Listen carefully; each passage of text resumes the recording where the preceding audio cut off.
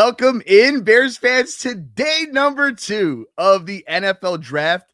I'm Mike Mercado. He's Ciaran Hall. We haven't been kicked off yet from the Bear Era podcast. Thank you so much for making us a part of your evening once again. And it should be a fun day as we wait for the Chicago Bears to pick 57, number 60, and 89, respectively, in the second and third round. And to join me, of course, is my brother, Ciaran. Now, Ciaran, we've had 24 hours to digest and think about everything that happened at night one. A lot of craziness, but here we are, a new Chicago Bear in Dylan Thienman, and now a chance to really boost up the depth of this Bears team. How excited are you? What are some of the things that we could expect today in your mind for rounds 2 and 3?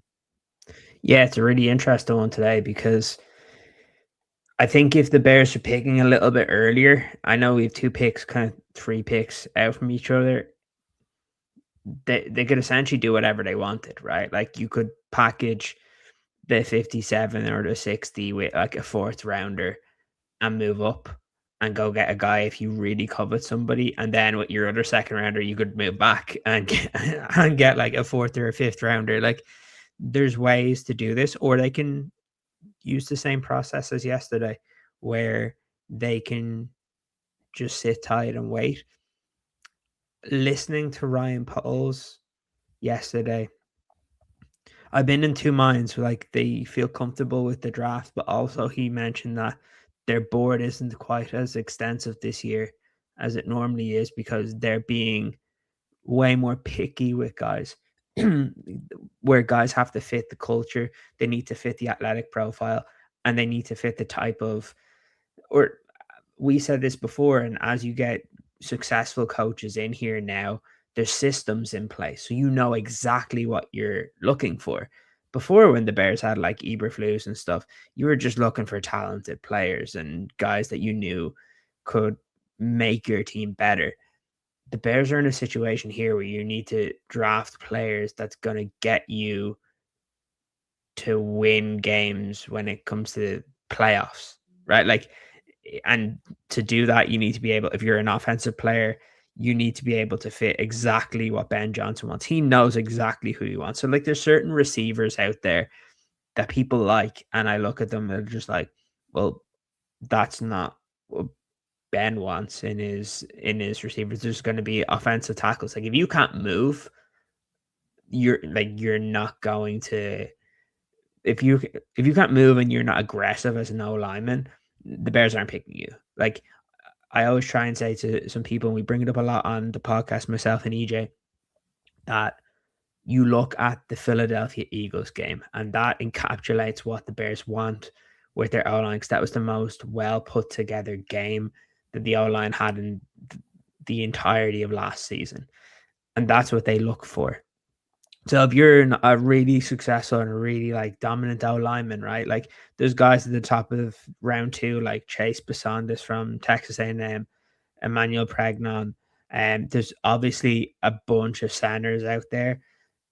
There's going to be guys that just fit better. I've been banging the drum for guys like Cage Casey, who's a 4th round pick probably, but he replicates what Jonah Jackson gives you. Brian Parker, the third, who's been projected as a center but played left tackle.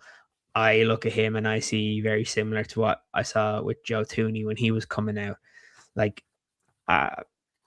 you're probably not getting a tackle at this point that you feel better about than what you already have in the building. It would be a risk. So yeah, the thing about it is Ben knows exactly what he needs on offense, and DA knows what he needs on defense. I think the difference within the fan base is we all trust Ben. We all trust that because we saw last year's draft. We saw the offensive playmakers that he brought in fit his system, and it worked. We haven't got that trust yet with Dennis Allen, and that needs to come. And I guess we're starting here with Dylan Thienman. Like if he turns out to be that like a superstar safety, and like your next like Harrison, and that we saw with the Minnesota Vikings, and he's here for years and years to come. and he's working within Dennis Allen's system, you have a little bit more faith there. If they draft the defensive end in round 2 or 3 here and suddenly they become productive players in this system, well, then you start to trust the evaluation of the defensive coaches as well. But we don't have the sample size there because we've not taken anybody really in the first round, and the only second round pick last year on the defensive side was Shamar Turner, and he got injured after the third game or fourth game of the season. Now, Ryan Poles was very complimentary of him, and they thought he was going to be on a similar trajectory to guys like Kyle Monongai and Ozzie Trapillo and Colston and Luther, but he didn't get that opportunity. So that's where I'm in half and half. I want a defensive end. But if they don't take one, I think it probably tells you more about what they think of Shamar Turner, because I don't think he's coming back to play defensive tackle, because you saw what they did in free agency. While they're not big signings, there were multiple signings on the interior. So that tells me they probably see Shamar Turner more as a defensive end than a defensive tackle, which I said last year, that's the position he should have been playing. The reason he got hurt for the Bears so early on was because he not the year that he came out. The year before that, he was playing defensive end and he looked really good. Then he was asked to play defensive tackle, completely change his body type, which he did to his credit. Then he has to prepare for the underwear Olympics, which is the NFL draft. And then suddenly he needs to put all the weight back on and play defensive tackle. He should have just been drafted as a defensive end, and he probably would have looked a lot better. But that's where this really becomes interesting. Like, what direction does this team go? Because like, you could see them go O-line, you could see them go wide receiver, you could see them go offensive tackle if they like somebody. You could see them go edge, defensive tackle, linebacker, corner. Like, there's not many positions that are off the board. And that's what makes this very difficult, but also makes it fun because you've 3 really, really valuable picks today. Like, a player of 57, 16, 89 needs to be contributing this season. So this isn't just one where you pick someone and you're projecting further. If you take a center, I get it, because like, you've brought in Garrett Bradbury. But if you draft the center like Jake Slaughter, you draft, they'll probably will go on the Ozzie Trapillo trajectory, where you're starting off the season, they're not going to play, but you never know, by the end of the season they could be starting for you. So it's interesting. I've been asking the question to people all day, what's everyone's preference? So before we get into specifics, what's your preference on how the Bears treat this second round, knowing that they have 2 picks? This is where I want them to be aggressive. This is where I do want to see Ben Johnson and Ryle Pose stick to their guns. And like you mentioned, the trust, or building the trust with Dennis Allen. This is the moment where everything is aligned for the Chicago Bears in an NFL stance, where contracts, talents, age are all kind of coming together. And right now, in a year where you are desperately in need of defensive help, there are plenty of young talent that you could get in second round and third round contracts that can be impact players right now. And I don't want them to second guess. I don't want them trading back. I don't want them gaining assets. That time was last night. Today is the time to get guys that are going to be playing in Soldier Field in September. So I would love the TJ Parkers, the Howes, the Youngs, to fall to the Chicago Bears. I would be okay if they shore up the offensive line. But whatever it is, I trust that the guy that they draft is the guy that they have targeted, is the guy that they feel comfortable. And last night was a real clue. You know, you and I have talked about this, whether it's on the air or off the air. I've always asked this about this regime of Chicago Bears front office, is what are their draft philosophies? We knew Ryan Poles for the longest time was an aggressive GM. Ben Johnson is now making his stance as a head coach, as the leader of a franchise. How does he handle draft week? How does he handle scouting season? How does he handle the Olympic of underwears in the combine, right? We are finding out right now. He let the draft come to him last night. So tonight, I believe it's going to be a lot more of the same, except I think there's going to be a lot of good nuggets, if you will. There's so much what could be Thanos' Infinity Stones, right? In this round by itself, in the second round. Think about it. Pick 57 and pick 60. That is in any other draft. Like, and let me ask you this, and I bounce this off of you, right? There are some organizations that have earned the benefit of the doubt. The Bears are trying their damnedest to become one of those franchises that has credibility. If I were to tell you that one of the top franchises in the league, the Eagles, for example, had pick 25, 57, and 60, you would think that they have a king's ransom and that they could come out looking really good heading into the season. For some reason, Chicago Bears fans, some are, but it doesn't have that same type of excitement. I'm very excited of that prospect of top 60 picks ending up in navy and orange. And I would be okay if all three of them are on the defensive side. Tell me one thing last season in which this team doesn't need to address the defensive side that aggressively. So that's kind of where I lean in on it. Again, unless you really like a center or you really like somebody that could be part of the trenches and the offensive line, cool. I'm not going to doubt them in that. But any other argument, I know we would love a sexy wide receiver or a tight end. I know all that is in play. But the arguments of they shouldn't be aggressive and just lean heavily on defense the first with the top 3 picks in the top 60, I think it makes sense for them to do that, knowing what we saw last season and the division they play in. What do you think? Yeah, if there's someone they really, really like, I don't think you can do it at the beginning of round 2 because I think it's a little bit too rich. I think what you have to hope for is that you get to like pick 42, 43, and still some of the edge rushers that you like. Or look, let's say they actually, because I think just as much as edge rusher, just based on bodies and based on some of the actions they've had, that they see corner as a really important position that they want to keep upgrading. Like you heard what Ryan Paul said about the back end of the defense. Like if they see someone like Colton Hood falling, who I know that the Bears really like, I've always said if there's someone you love and you start getting into the 40s, I'm happy to package 57 and you're 120 something. I can't remember which one it is. I think it's 129. If you package those together and move up to get your guy, I'm completely happy with that. But then all I would do is I would trade back from pick 60 and I'd trade back from pick 89 and I'd get more players. Now, granted, if there's a guy that's there at 60 that you really like, this is not like other drafts where you want to have a boatload of picks. You don't, because this draft falls off dramatically by the mid 5th round. Like you're not going to see a bunch of guys that are in like the 5th, 6th, and 7th round that you're going to draft like O-lineman. You're like, oh, this guy can play for us straight away. Which has been the case in the past. You can probably get running backs because they're not valued highly in this draft class.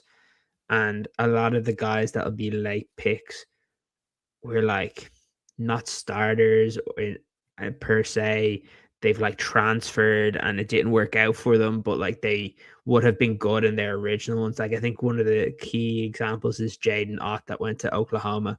Like before being at Oklahoma, he put up, I think the year before he went, I think he put up over 1,000 yards rushing. And then he has something like 15 carries. So like there's guys like that just won't get picked early because they don't have the experience.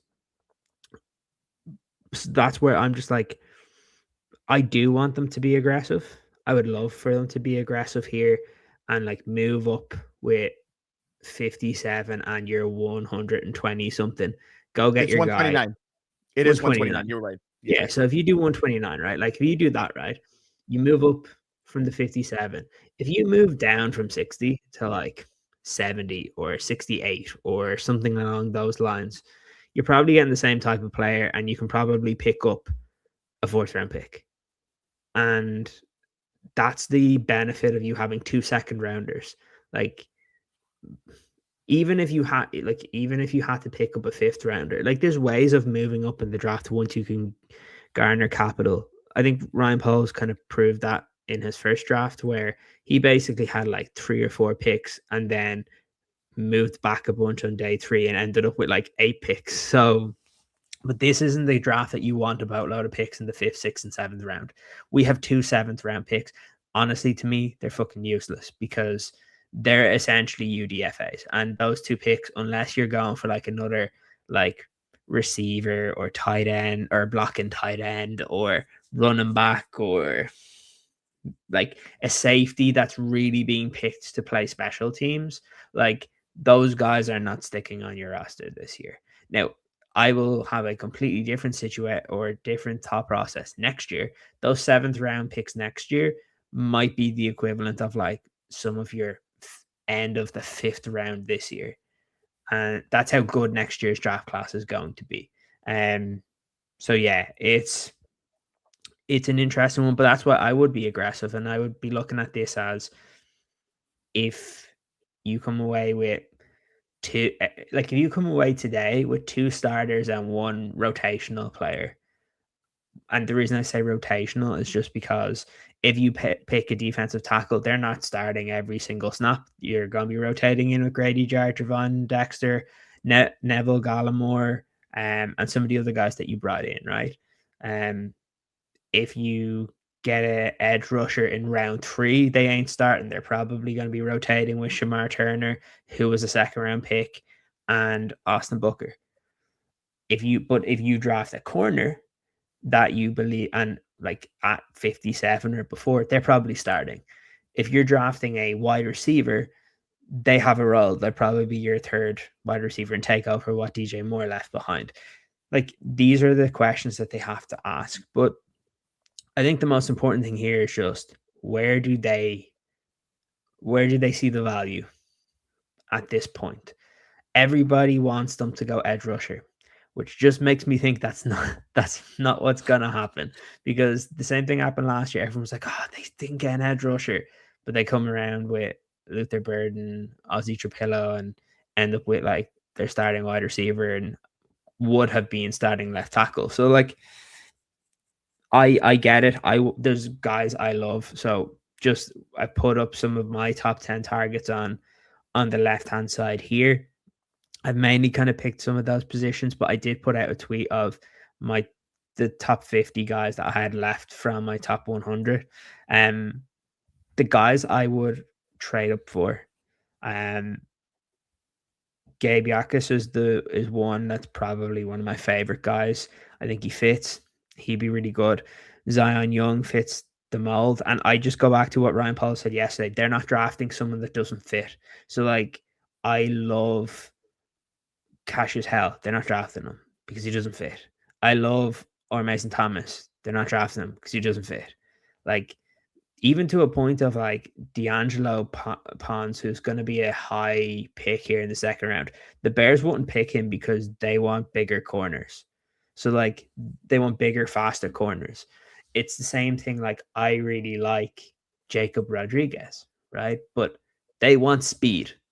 Jacob Rodriguez is one of the most, he's very instinctual. He's an excellent linebacker.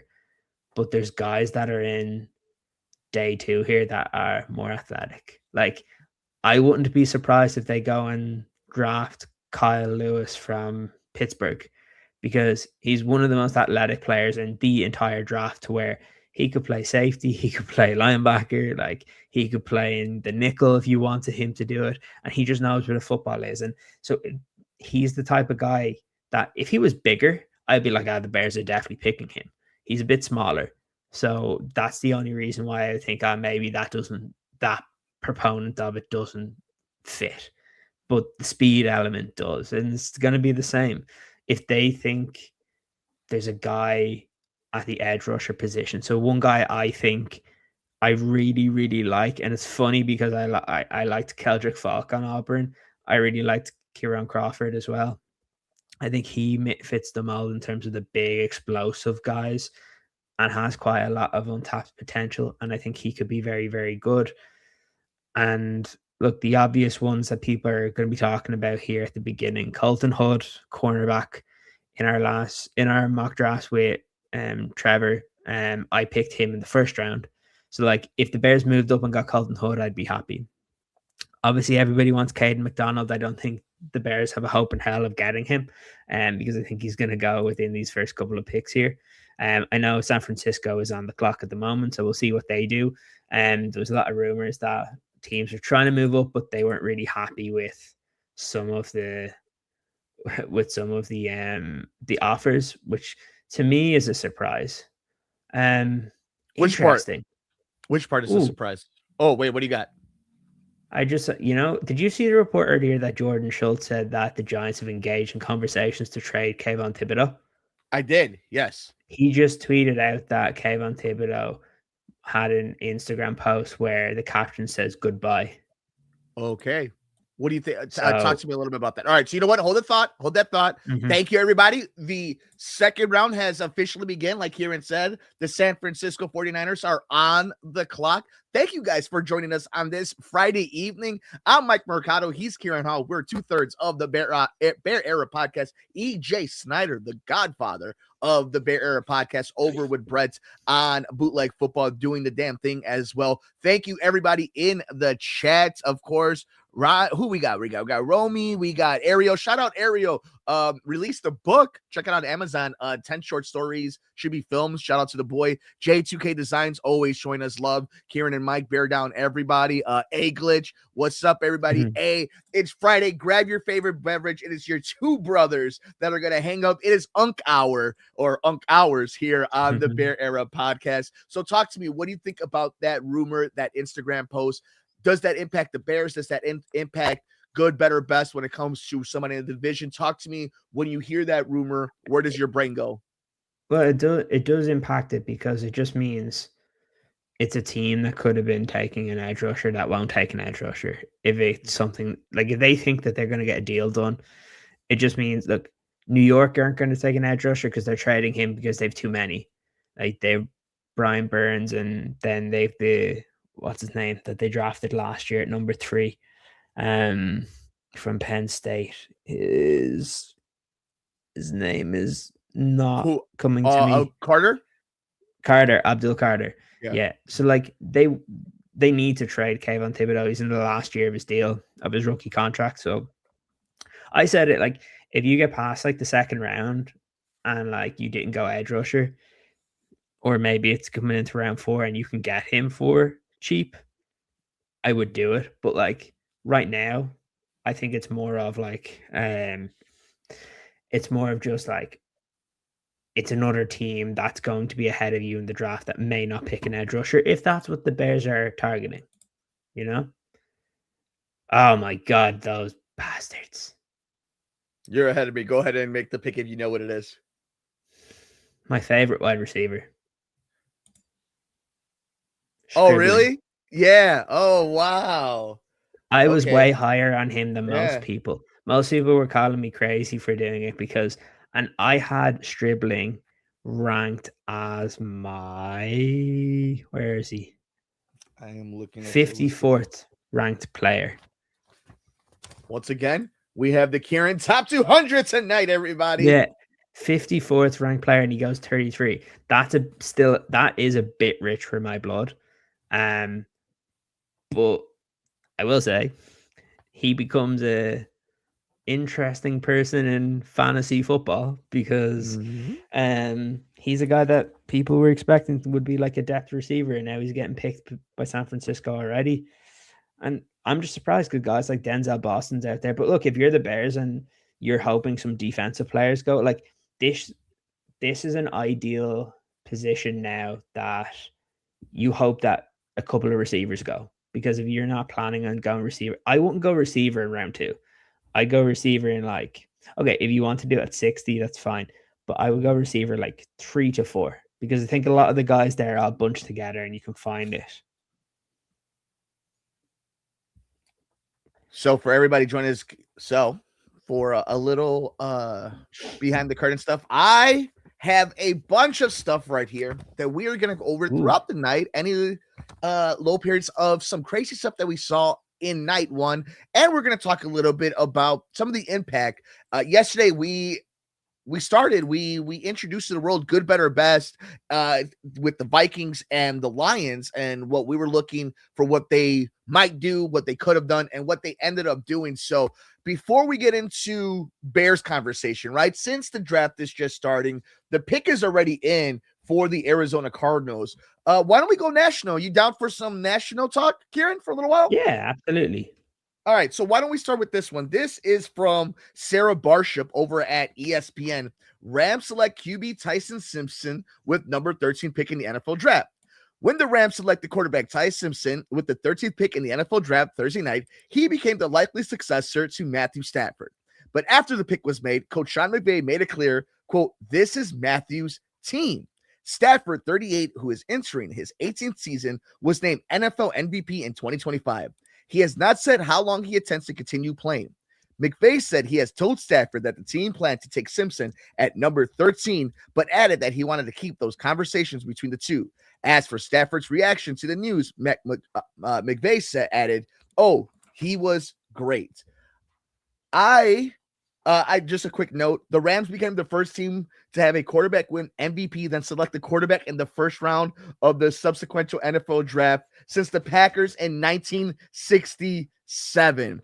Check out the entire article over at ESPN.com by Sarah Barship. Rams select QB Ty Simpson with the number 30 pick in the NFL draft. All right, Ciaran. So I don't know if you got to see some of the clips, if you got to see some of the reaction. What were your thoughts? If you could read, okay, if we could read body language, what was your thoughts when you saw? Because it was a surprise to us here live reacting to see that they went with a quarterback and the reaction from the head coach compared to the GM. McVay was pissed. Like I actually understand it, right? Because like you got to the NFC title game and you lost. Like drafting Ty Simpson does not help you in the slightest to get better. Like, who do you think Rams players and Rams fans would have preferred? Ty Simpson or Mekhi Lemon? Like, I don't know. We were talking about it, right? If I'm Seattle and if I'm San Francisco, the minute I see that happening, I'm so happy because you're like, well, the Rams did not get better. Like, could Ty Simpson turn into a really good quarterback? Maybe. I don't believe it because I don't think you can evidently improve your accuracy from the college game to the pros. And there's too many times I was watching receivers from Alabama and it would just like you just be like, where's that ball going? Like, I don't know. I thought it was very silly. It reminds me of the JJ McCarthy pick from the Minnesota Vikings. And I just don't think it was a good one.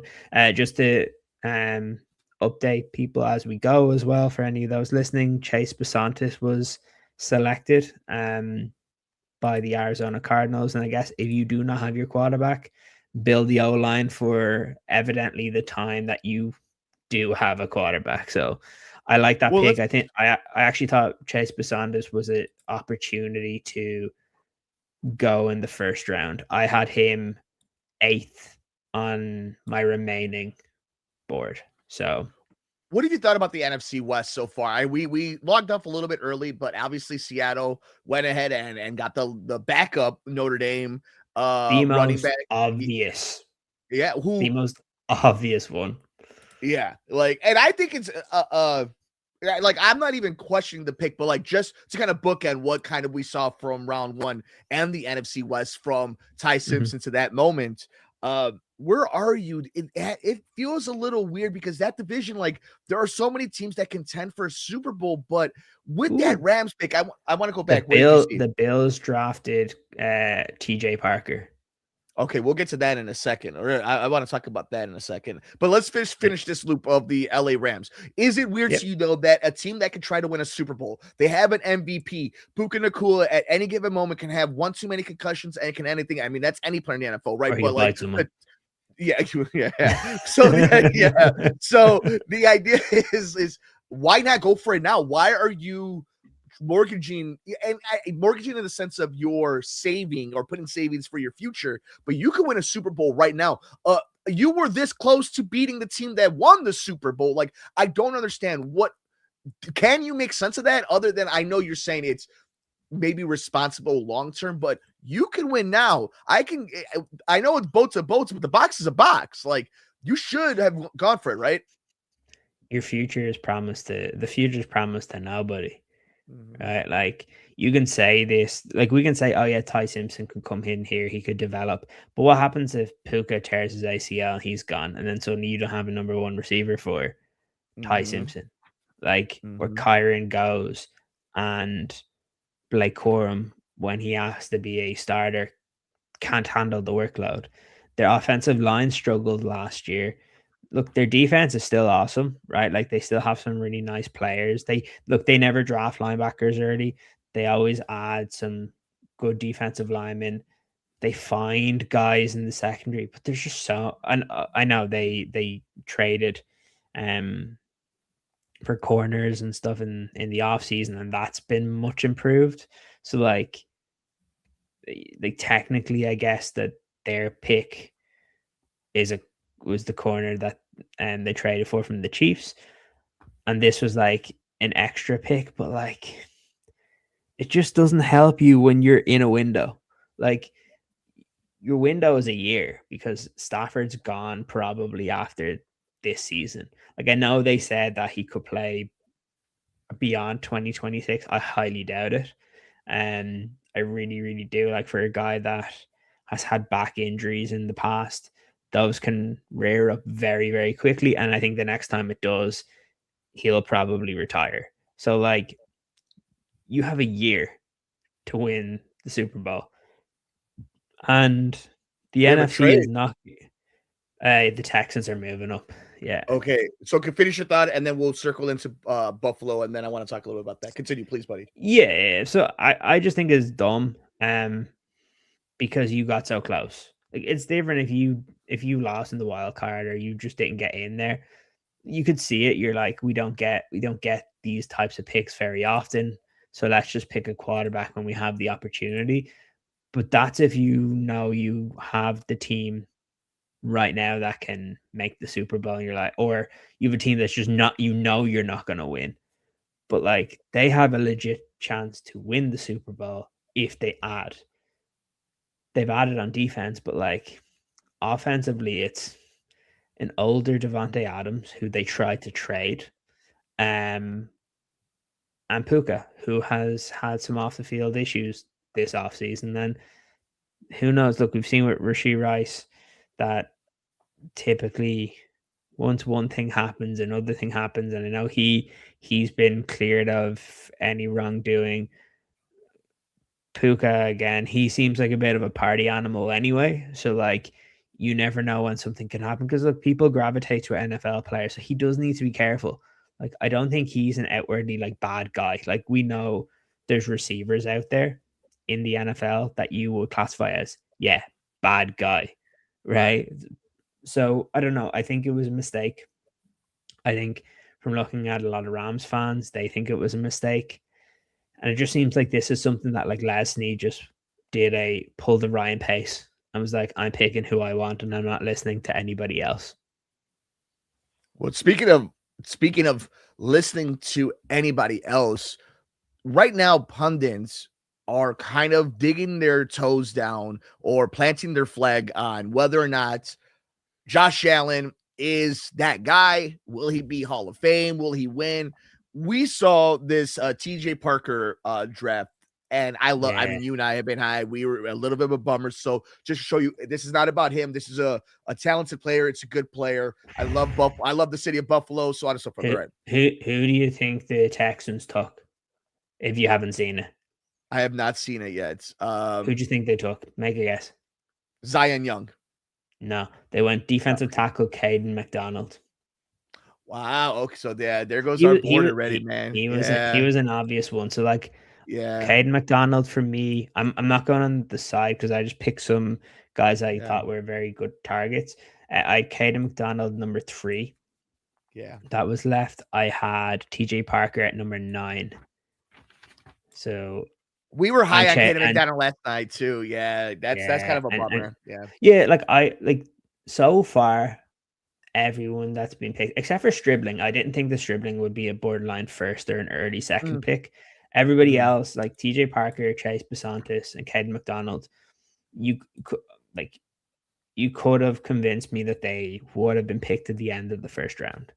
They were, and that's why we said there's a lot of similar grades on some of these guys. So, but I think some good picks for teams early on here, and that's ultimately what was going to happen.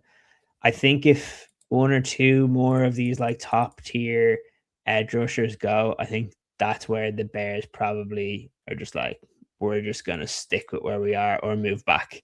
Um, but yeah, I think that's probably it. So, all right. So, on that one, why don't we circle back to this thought of I want to get into the Josh Allen thing, right? Because I just see Mhm. Glitch talking about what if Stafford sciatic nerve, he's old as AF. Shout out to Glitch, and anything can happen, right? But if you're the Rams, Ty Simpson is not going to come in and all of a sudden he's going to be the guy that takes you on an 8-game winning streak, helps you get a wild card, and then win 3 playoff games. Maybe, right? But like then you have an all-time story, and we were all wrong about that. It's a Mm. case in which like that is if you lose Stafford, you lose the season. It's the same thing in Buffalo. You lose Allen, you lose your season, and you bring in DJ Moore, and you James Cook had another revelation of a season. But I guess my question is, TJ Parker, hell of a player. Are you again? Is this not a scenario where everything should be built around what Joe Brady and Josh Allen want to do and give them as much weapons and try to win the damn thing? Or are they finally sick about it? They're like, we need somebody to replace the Von Miller type of game record. Obviously, nobody's Von Miller, but a game record when you're playing the Lamars, you're playing the Burrows, you're playing the Mahomes. Your mindset on how Buffalo's handling the draft so far or their offseason. Off season, I would be mad if I was Buffalo and I traded away my second round pick for DJ. Okay. Like I don't think DJ was worth the second round pick. I think the Bears played a blinder in getting that. So I'd be a little bit upset about that. They were kind of quiet in free agency other than that, right? There wasn't any major splashes. And then who was it? Who did they draft yesterday? I'll find out. I'll tell you right now. Okay, I'll tell you right now. Give me a second. I can't remember who what. The Bills traded back. I think that's why I don't remember. Or maybe they traded out of it. I think they traded out of it. That might they have been traded the out first of it. pick there. Mm-hmm. Yeah, so, they traded out. But think about it, right? If you were picking 26th and you picked TJ Parker, you wouldn't be mad. And they got him in the They second traded round. with Houston. Just for clarification, I finished your they traded with Houston at pick 26. Yeah, so that just goes to show like they could have done. They probably would have picked the same guy. The Giants are having a hell of a draft. They just picked Colton Hood from Tennessee. Wow, that is an awesome pick. I like that defense. Listen, okay. Obviously, last night, awesome. helping out Jackson Dart. I loved my guy's post interview where he's like, "I'm gonna die for you. Don't worry, things are different, bro. I'm gonna die for you." I'm like, damn, you know what? Hey, I'm gonna run through a brick wall for that man. But you know what? That defense in that division, that's gonna be some fun, nasty games against Washington and Philadelphia come November and December. Mm-hmm. I like that a lot. I like that a lot for them. Interesting. Jordan Schultz said Texans moved up because they were concerned that the Giants, after trading Dexter Lawrence, were going to draft Caden McDonald. So they moved up to make sure that they got him. What do you think about that Lawrence trade? I mean, myself, you and EJ have talked about it a little bit. And I mean, everybody, every defensive line, edge rusher, everybody that can be any type of on the fingers on the dirt type of game record we've mentioned and at some point has been rumored with the Bears. Is it just one of those things where they're not willing to just go on a barrel for some of these teams? Like, do you think Ben Johnson has that much, for as the kids say, aura, that he's just not going to be played like that? Yeah, I don't know. It's a weird one when it comes to this. Like, I just think like for the Bears now, everything is just so much different. It seems like it's so much more streamlined under Ben that like, and look, I actually think like there's similar, like some similarities between what we saw with Ben with what we're seeing with the Giants at the moment. Like, I know the coaches are much different in terms of Harbaugh's been around, right? Like, it's not like this young up and coming guy, but Harbaugh knows what he likes. He knows what he needs. And look, ultimately, I know he's a special teams guy, but he's more defensive than offensive. And you just look at who they've added. Like, in terms of the Dexter Lawrence one, it's tough because like it was a 1-for-1 trade, right? Like you basically just got the 10th pick. So like then the question becomes like, would you prefer, I know there's money involved, like the expense of Dexter Lawrence, but is Dexter Lawrence or Francis Mauigoa better? Like, I guess the Giants know more than anybody else. Like, he did have a downturn in production, and maybe they know from their doctors that like this is something that in the future isn't going to get much better. Maybe he's had some injuries and stuff like that.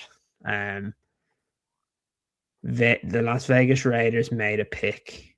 It is. I'm gonna see. Can you guess it if you haven't seen it? I have not seen it yet. I Okay, am. so you haven't seen it. So I'm gonna tell you where this guy ranks in my top 50 and see can you guess it. That's like left. He ranked, where did I have him? He ranked Where is he? Where is he? Maybe he's higher than I thought. Yeah, he was 15th in my one, and he's a defensive player. He was 15th. Ooh, okay. Hold on.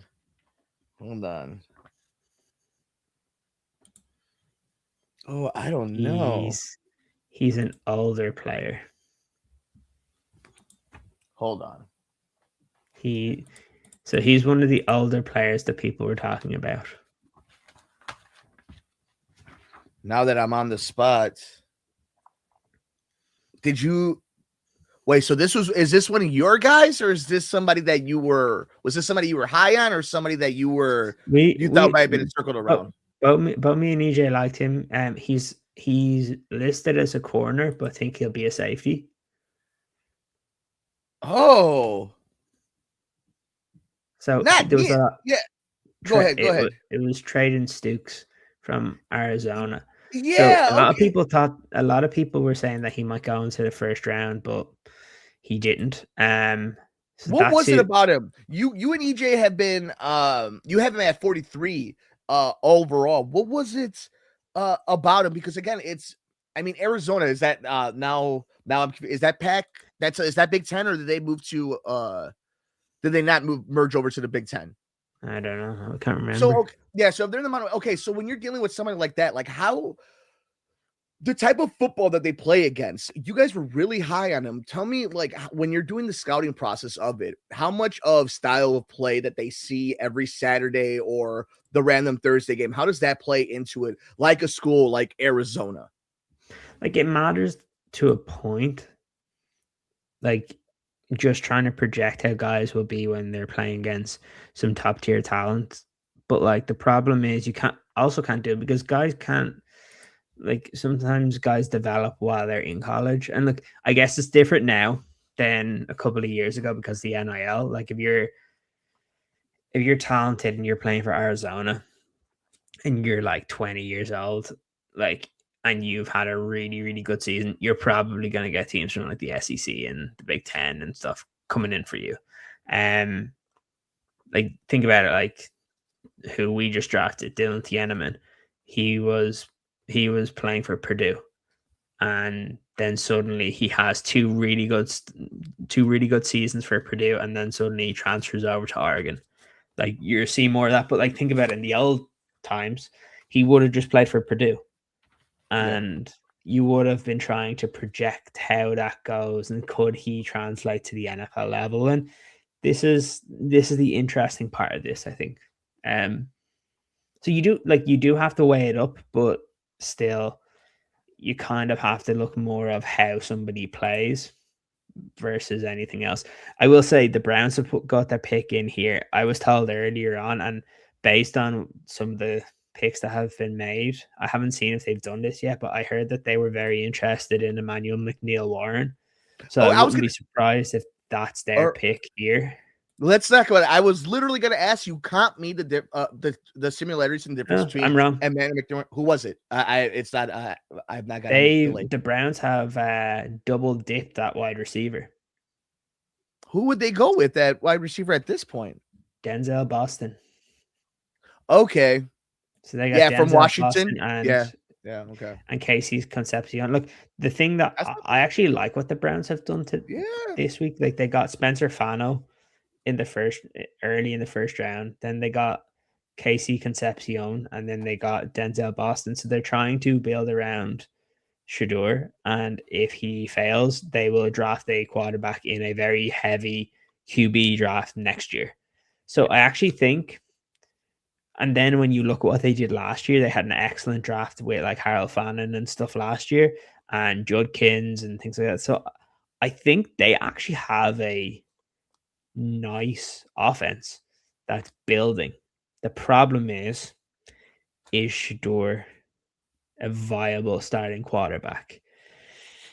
Who knows? Because their defense is good. So like the Browns, like if Shedeur isn't crap and he's just like an average to above average quarterback, like the Browns could be fairly decent. And like that's pretty good for them. Well, and I think a lot of it too, though, is the type of game they want to play, right? Like if you have a Judkins and you have guys like Boston Concepcion, Harold Fannin, like it's the type of game that you could messy up, that you can have a big breakout, right? Get somebody over the top, a missed tackle, and you could break a game out. But you also, and I think this is where I always go back to, then you start doing the context of like what division we're talking about, the weather we're talking about, it, the type of games. The AFC North are black and blue games. And if you have talk to me a little bit about this, like Casey and Denzel, they're like frame size wise. When you were doing your scouting, what kind of receiver body types are we talking about in terms of size? Like, are we? And Boston. Yeah. So, Boston's the bigger. I think he looks more of the bigger one. Let me get his actual measurements up here. So he's. Let me see. Where is it?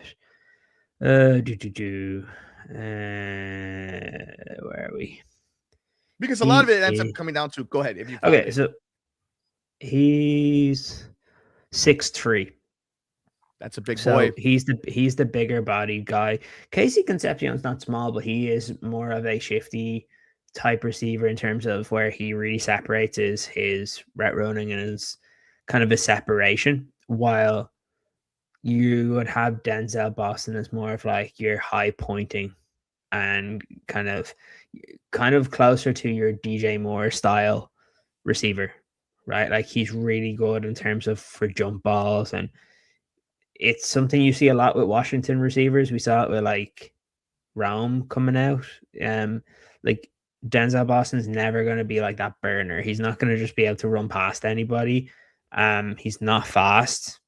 He's not sudden out of breaks, and he may struggle creating separation. That's why I think he's fallen to this point to where he was projected as a first round pick early in the process. And I think as he went through this process, people saw his speed and stuff and it went down.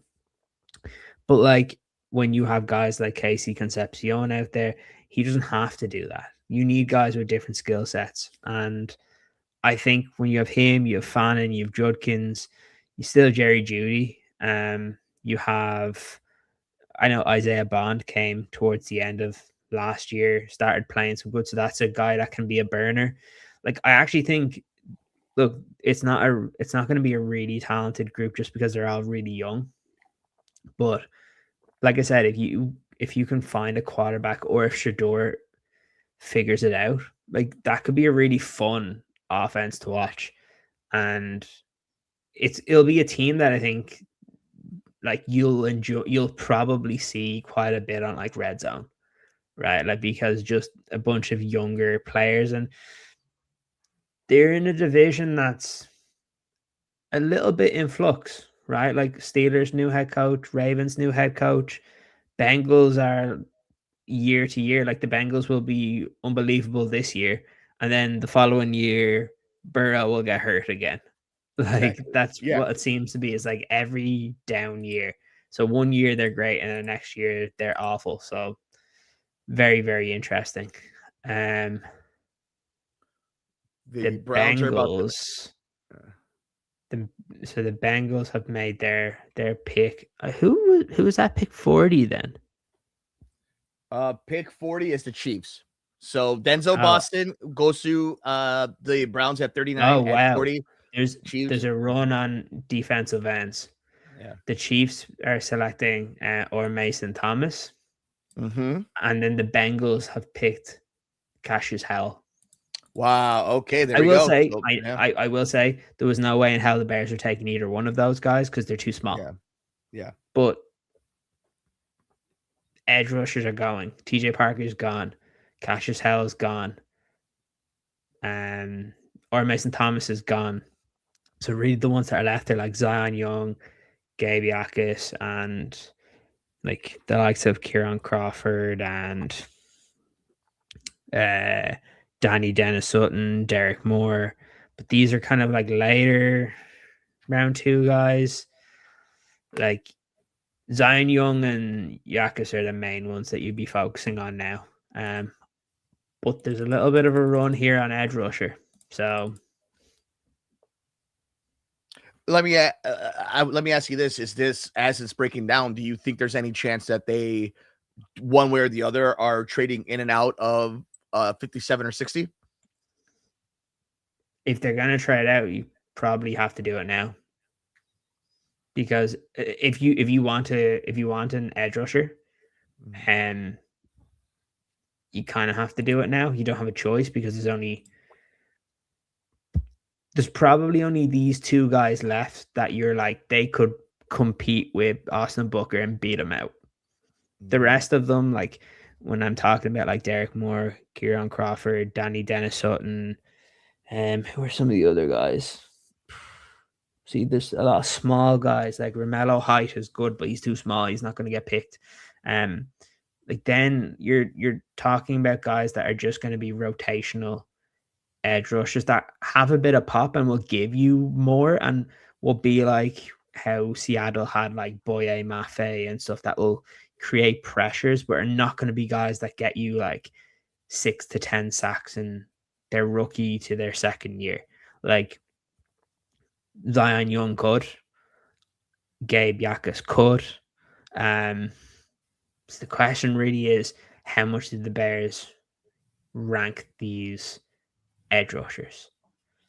It's tough. It's tough to know. So just to go on that, where we Cassius Hell, I had 10th, or no, sorry, 11th overall. That was left. Denzel Boston, I had 6th. It's interesting that Emmanuel McNeil Warren's still out there. Jacob Rodriguez is still out there.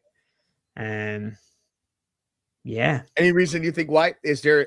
Let's start. Let's go with Emmanuel McNeil Warren, because this is somebody who we thought for a little while might have been on the Bears' radar, and he's still there. Maybe it's because it's Toledo. Yeah, you think so? Like that's MAC action, though, right? Like the MAC has a little bit of respect around the league. No, the defensive line is going off. The Saints have taken Georgia defensive tackle Kristen Miller. Okay. Now Yeah, I'm not a big fan of his anyway. But like I like him, but he wouldn't be a guy I would want to go for. I prefer Lee Hunter, but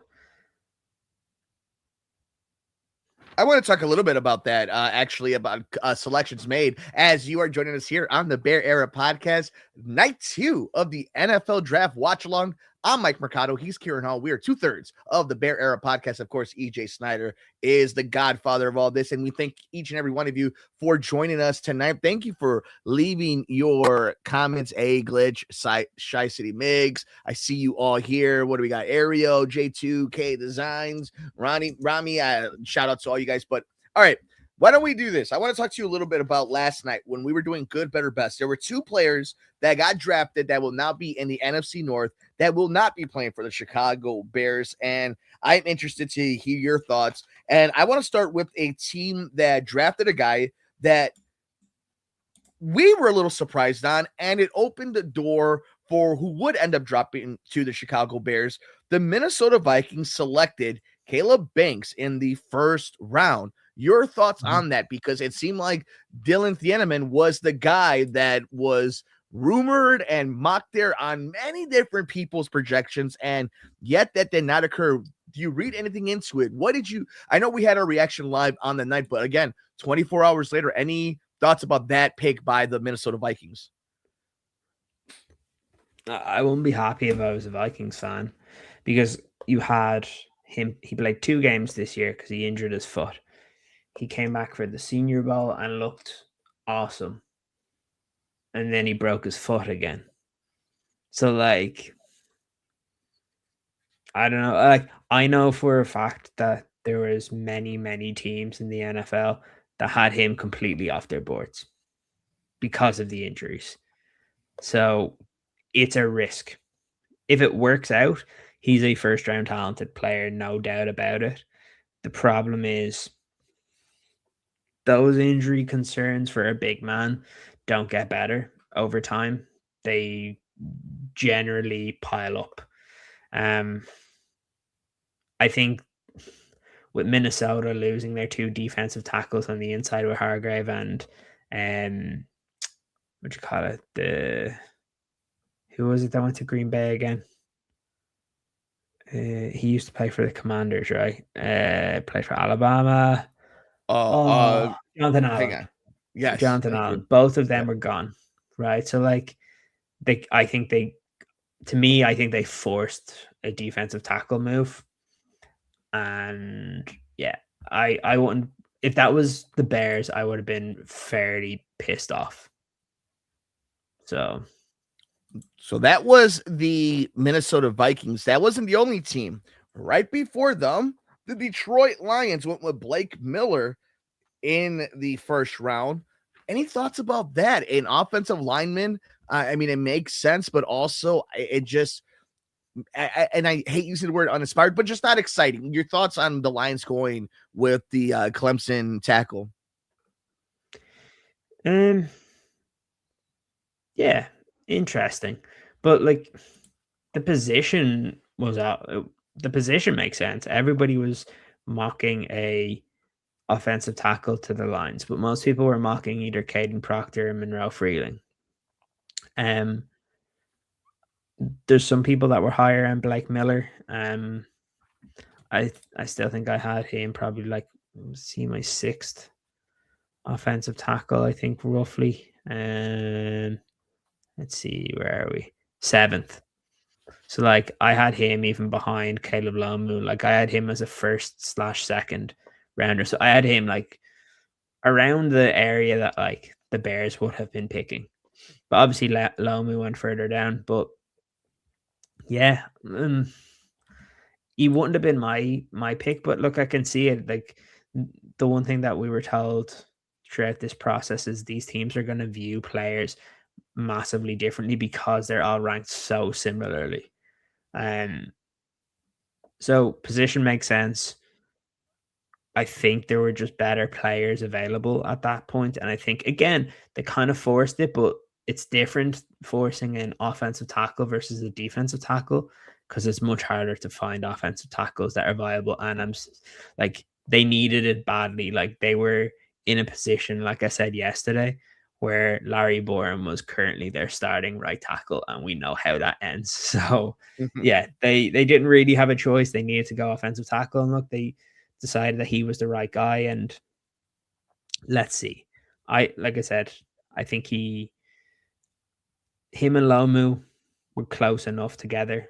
Like I think the only reason why Lomu I had him a little bit higher was I could see him be able to play left tackle or right tackle.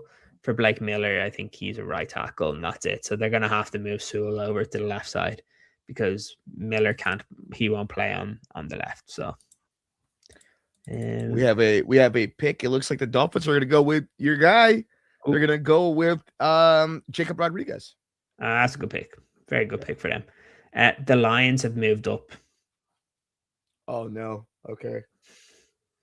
So I said this to a couple of the guys that I was talking to. If they pick Gabe Yakis, I'm going to be so pissed off. Okay. Because tell us why. I was like, that's such a obvious one where I've been talking up them and then he goes to a rival. Yeah. Yeah, I really hope they don't pick him. I'm like, maybe they'll go Zion Young, which like it would kind of suck, but like I could get over that one because I just think Gabe Yakis is someone that I've really enjoyed watching. It would be a bit of a nightmare, but like maybe they're targeting somebody else. Maybe they think somebody is. Could they go Warren here? Can they go Emmanuel McNeil Warren? Maybe. They're trading picks 50 and 128 for 44. So that's what I'm saying, right? Like the Bears could do that type of trade. They could trade 129 and 57 to move up if they really want someone. Like the question is, do they really want somebody, or are they happy to just let it play out? I haven't seen if the Lions are or if the Lions have made a pick yet. I am currently trying to get ahead of the I'm trying to see if any of the insiders already have an idea of who they're going with. Yeah, 50 and 128. You could do that. I don't see why they must just really be under the strategy of letting the draft fall to them. Mm-hmm. Well, the pick is in because the Ravens are on the clock, so okay, so it's probably gonna come across pretty soon here. Yeah. Yeah, I am at the point now. My stream is so far behind. I am at the point where Ian Rappaport is just now giving us the trade details. So I will be going to the tracker. Yeah, the pick I'm at the point of where it's showing Jacob Rodriguez highlights. Okay. So yeah. Let's see. The 49ers are trading linebacker D Winters to the Cowboys for a 5th round pick. A little trade for you, a little trade ski for all yous out there. I think it was always obvious that there was going to be a bit of movement here.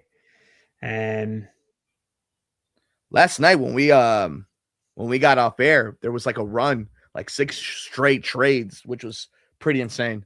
That's why I think if Dylan Tienneman wasn't there, I think the Bears would have moved back as well.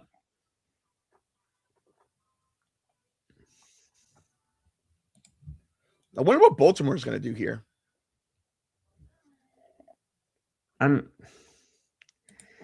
It's an interesting one. There's no, like, the way the board's falling, like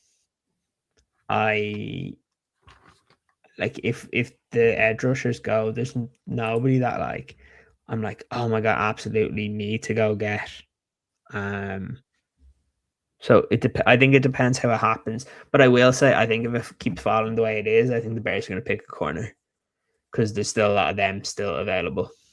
Like, I don't know who they'll go for, but the fact that there's not been too many going.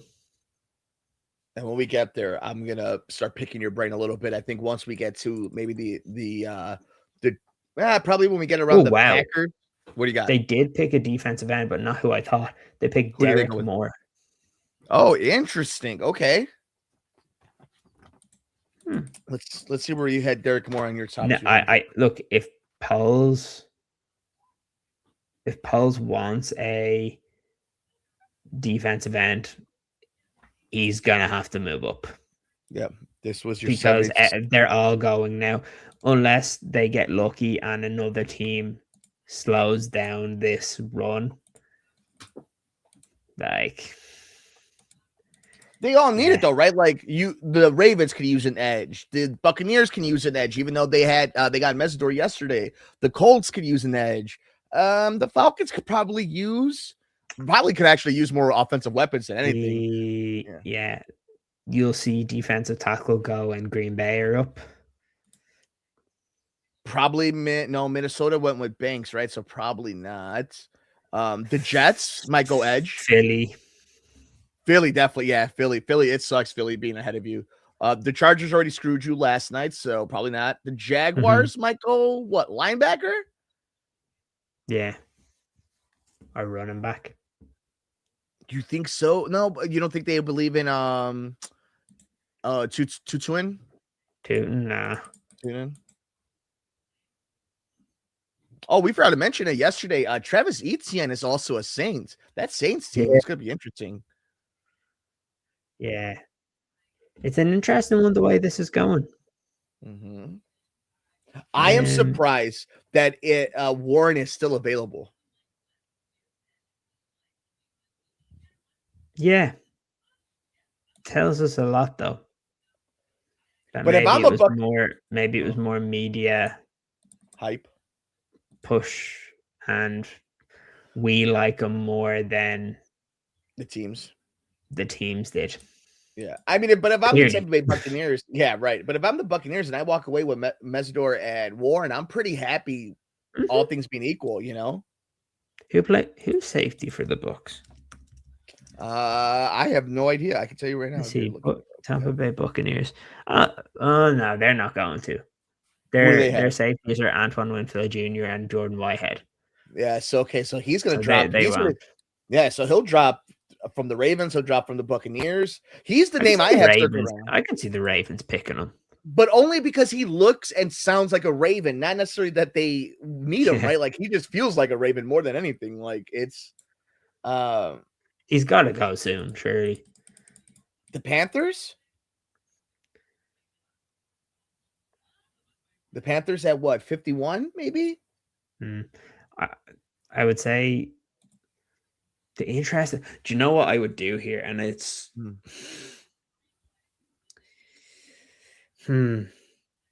yeah. It's risky, and people will probably might kill the GM. But if you went and got your edge rusher at 57, and then at 60 you picked your Matt McCoy, who you know is probably not going to play this year, or at least until late in the year. Ooh, you definitely will have people with pitchforks. The Ravens did pick a player, and it's a very interesting one, which means this guy's going to be an all-pro. He's going to be a tormentor. They selected Zion Young. All of the edge rushers are going to be gone. Yep. Okay, well, I think that's it. The Bears are not going to go with an edge rusher. I do not think so. I think that has been decided for them. I mean, again, let's tell me about Yak. How do you pronounce it? Is Jack? I always always Jackus or Yakis. I don't know. Yakis. Let us know in the comment section if you guys are watching this on VOD or live on this second night of the NFL draft. What does he fit any of the schemes that would be a Dennis Allen defense? He does. Yeah, he's the kind of similar to the prototype, but the problem is, I don't think he's going to be there. Like, for example, eventually I will change once we pick. When we make our first pick, I'll then redo the targets, but pretty much everybody that was on the targets is gone, except for the bottom three: Gabe Yakis, Lee Hunter, and Brandon Cisse. So Yeah. So why don't we do this? All right. It is now about to be 7 o'clock Central here in Chicago, which means it's what time over on your neck of the woods? Buccaneers took a linebacker, Josiah Trotter. Okay, so still alive for an edge rusher for defensive tackle. It's Yeah. nearly 1 a.m. So 1 a.m., 7 p.m. We are about that time. We're about the 10 pick mark, right? Before we get to the Chicago Bears pick. So I'm Mike Mercado. That's Ciaran Hall. You're joining us here on the Bear Era podcast. It is the second night of the 2026 NFL draft. We are watching along as the Bears have picked 57, 60, and 89. It has been a fun 2 nights so far. And now that we get to this point, we really are going to keep our eye on the news wires. So Ciaran and I, we're going to do some talking, but really now it gets to the fun part of they're going to make a move. It's going to happen anytime soon. If not, we know that they're just going to make the 25th pick in the second round, aka pick number 57. But I want to talk to you about some of the guys that will be definitely rookie of the year candidates heading into OTAs, heading into minicamp and training camp. Would you like to hear some odds over here on the States to who might be your rookie of the year? Arizona Cardinals running back Jeremiah Love is the plus 200 favorite to win offensive rookie of the year, with Tennessee Titans wide receiver Cardinal Tate next at plus 350 and Las Vegas Raider quarterback Fernando Mendoza at plus 400. This comes to us from Doug Greenberg over at the ESPN News Services Room. Jeremiah Love favorite for rookie of the year, followed by Tate and Mendoza.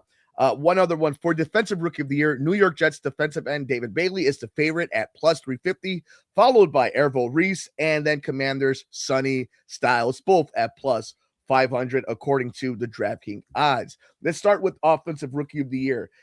It is an interesting award, right? Because the NFL MVP has become the quarterback award.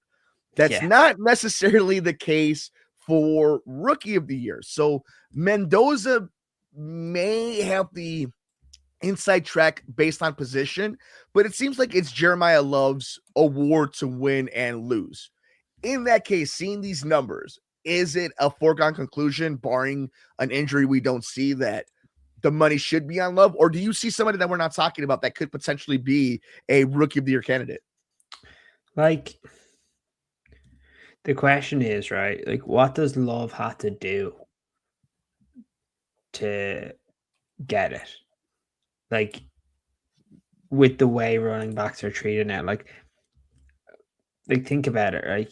He's coming into a similar situation that I would say Ashton Genty was last year. Like, I think he's a really, really good player, and I can see why he's one of the favorites, because like people are going to like, he's going to be the focal point of that offense, but they don't have a very good outline. So it's like, what, like, I don't know, what do you do in that situation? I could see you could see Cardinal Tate getting it, but then again, I don't know how good the Titans offense is going to be.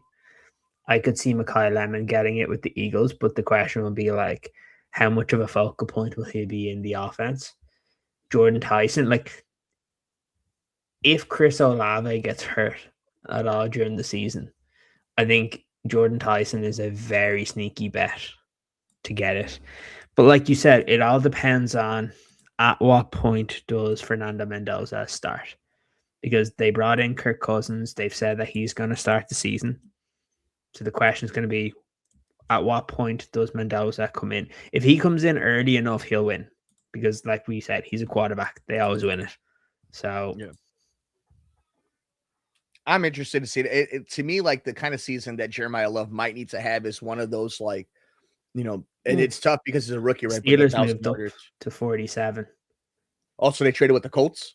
I wonder where it's going to go here. Here's a little tweet really fast before maybe a little tweet that I saw from Warren Sharp before I finish off my thought. Second round has been a run on defense. Last 11 picks 3 of the 13, 10 defensive players, 1 offensive player. When it comes to Jeremiah Love, though, I think it's going to be one of those, he needs to have a superhuman season. He needs to do it both not only with running the rock, but carrying it. He needs to be the type of running back that gets to the 1,000 yards, that needs to get maybe double-digit touchdowns rushing and a couple catching touchdowns. I think he needs to overperform, because if Fernando Mendoza with the Raiders puts up any type of decent season, they're going to give it to him.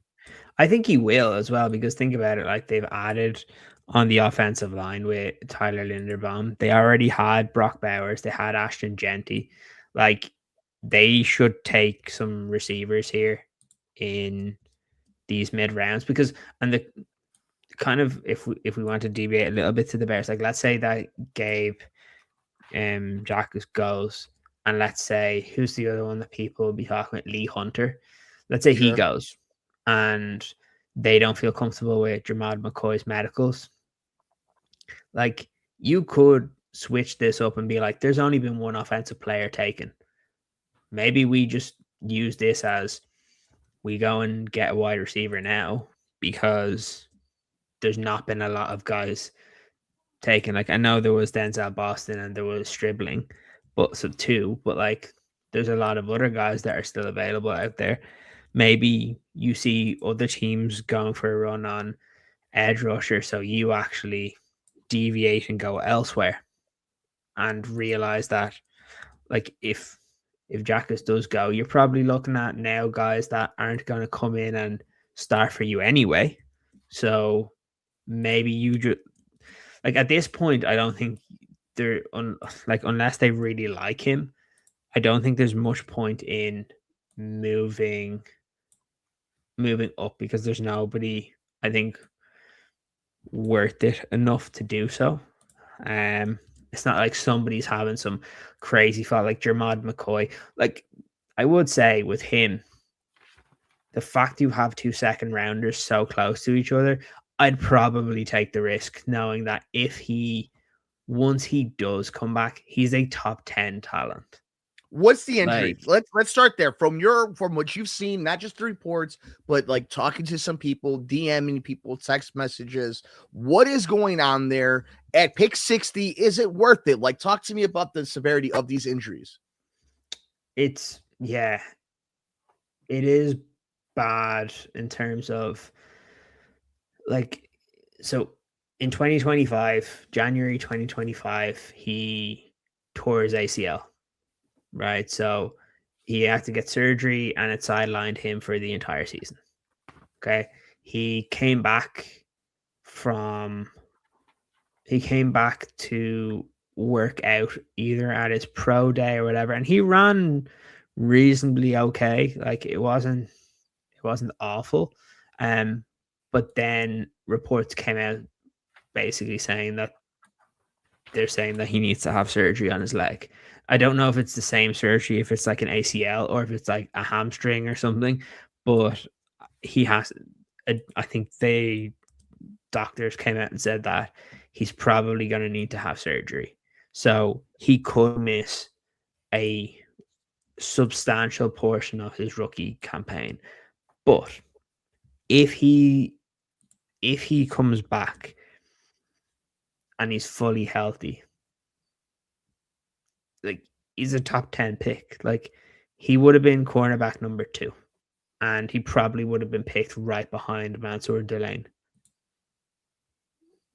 So the Steelers did take a wide receiver. They took Jeremy Bernard from Alabama. Okay, now let's stay on this wavelength a little bit, though, Ciaran, because it's a fascinating one, because you and I were talking about McCoy 2 nights ago with the mock drafts, and the Falcons pick is in, the Vikings are on the clock. We'll talk about that in just a second, but I like the risk reward.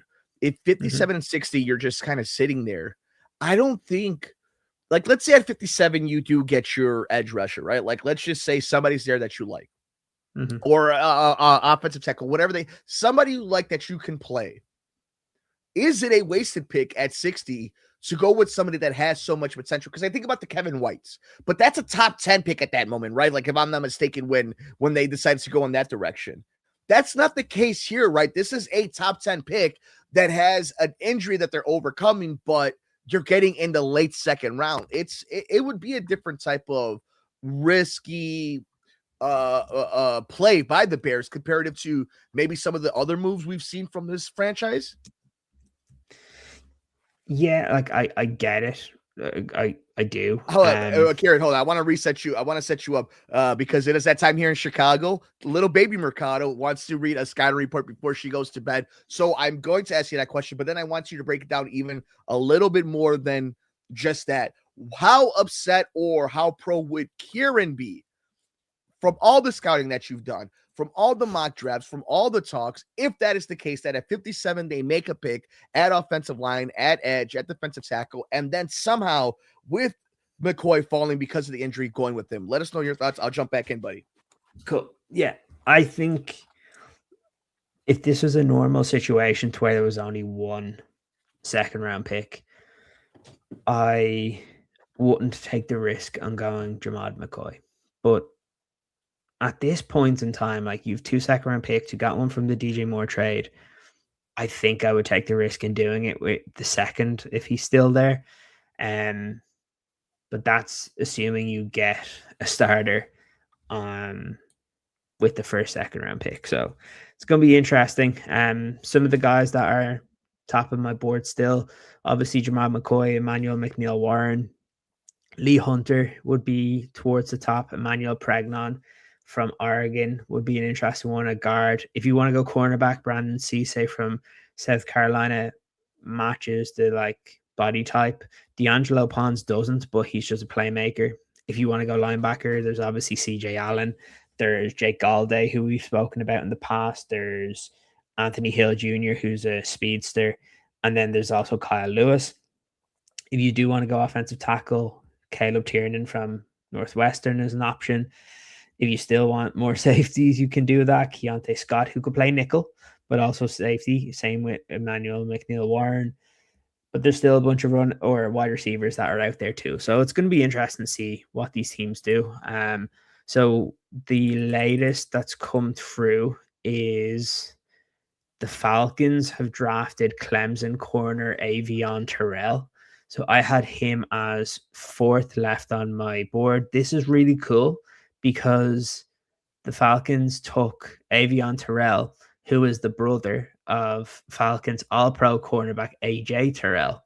So the two brothers are now on the same team at the same position. That's a really cool story to me. I think that's awesome. And we're getting closer and closer to where the Bears will be picking. We're not that far away. But yeah, it's very, very interesting on what's happened here. Let's see if there's any comments that have come in.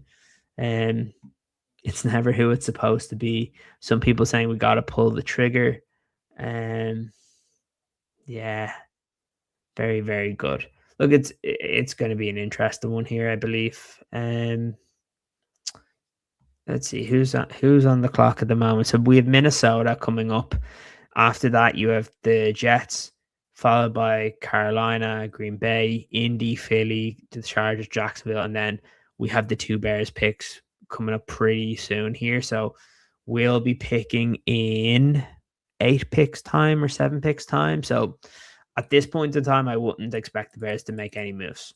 You probably stick with where you are, and that's it. And you just let the board come to you. Maybe you make a trade down to get some more picks, because like realistically, we're coming to a part of the draft where a lot of these guys are ranked very similarly.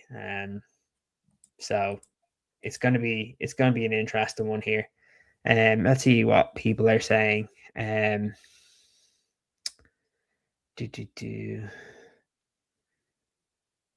So yeah, the last thing is what Jeremy Bernard for the Steelers. Yeah, it's very interesting here. So let me just go through. Mike, I think I can see you there. An interesting story while you were gone.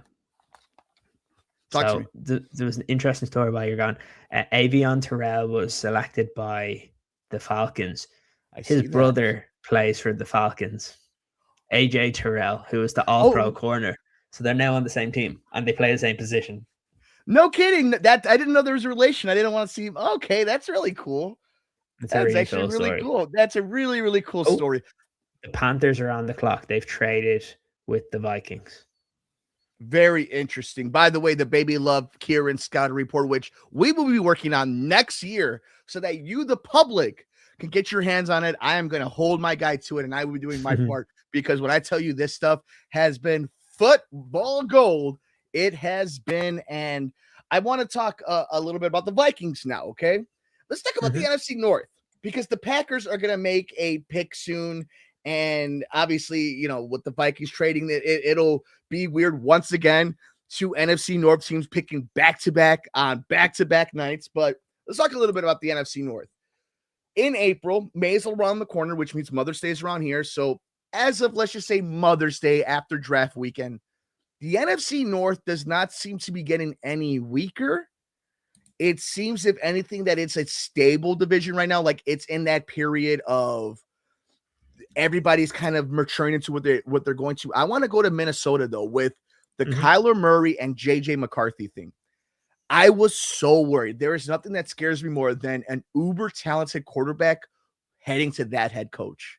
I think there's a lot of things to worry about. Minnesota, not just playing a road game there, not just playing against that defense, not just Justin Jefferson, but man, if Kyler Murray can figure things out and he signs an extension there, this division is a quarterback division. Am I out of pocket? Am I worrying too much that Minnesota might be the sleeping giant simply by having that little quarterback play for that head coach? I don't know. Like, they'll be better, because you can't be much worse than what JJ McCarthy put out there. So like, Kyler Murray's a better quarterback, but like, Kyler Murray's still Kyler Murray, right? Like, I think he'll be good, and I think he'll actually develop quite nicely. But again, Kyler is who he is. Let's talk about that. What is that? He's not a hard worker. Okay, he's not a so hard when worker, you say that, right? Like, when you say that, because like let's set it up, because this is, I think, really important for Cardinals fans who saw it for so many years, and then Viking fans that have this coming within the NFC North teams also seeing the scouting, because this is somebody who balled out in college. This is somebody who is a human joystick at times out there. But when you say that, whether his attitude or his work ethic, is it something that maybe just a change of scenario, going to a franchise like Minnesota, a team like that, like all that stuff can disappear? Like, isn't that more an issue like that much more trainable, because it's not a physical attribute, it's not a talent issue, it's maybe an attention and attitude issue? Well, it's a want to. The Panthers took Lee Hunter. That's a really good pick for them. That's a really good pick. Finish your thought on Kyler in the NFC. Yeah, like, the thing is, it's a want to thing. Like, you can't force somebody to work hard. You can give somebody the information, and if they don't spend the time and go through it and study it, like, they're not going to get any better. Kyler Murray, it's never been a physical thing. Like, he's always had the arm talent. He's always had the rushing ability. Like, he's going to be a better quarterback than what JJ McCarthy was and what they saw from Carson Wentz. But he's going to be a step below still of, I think, what Sam Darnold was. But even with all the quarterback issues, the Vikings were still competitive.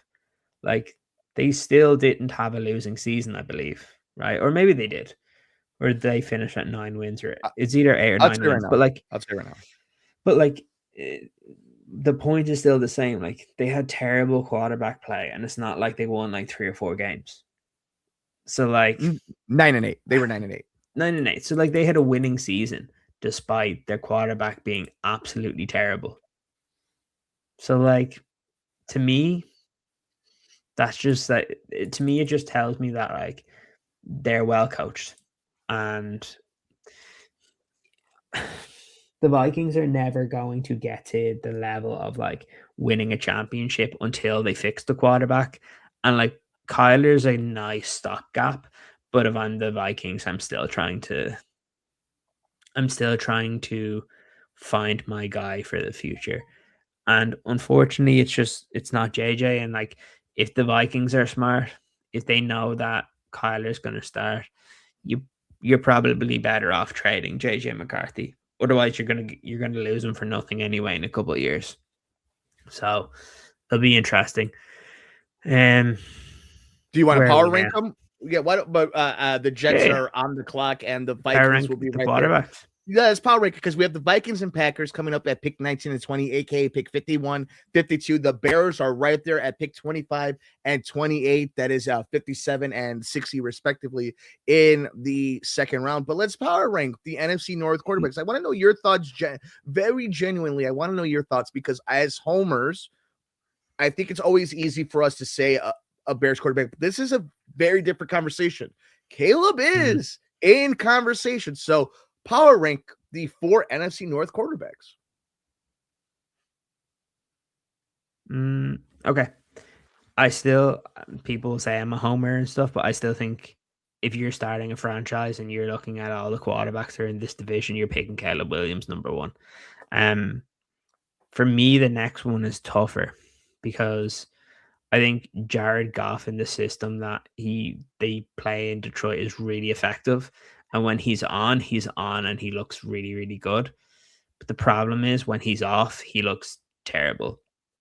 And because of that, I'll probably put Jordan Love and nudge ahead of Jared Goff.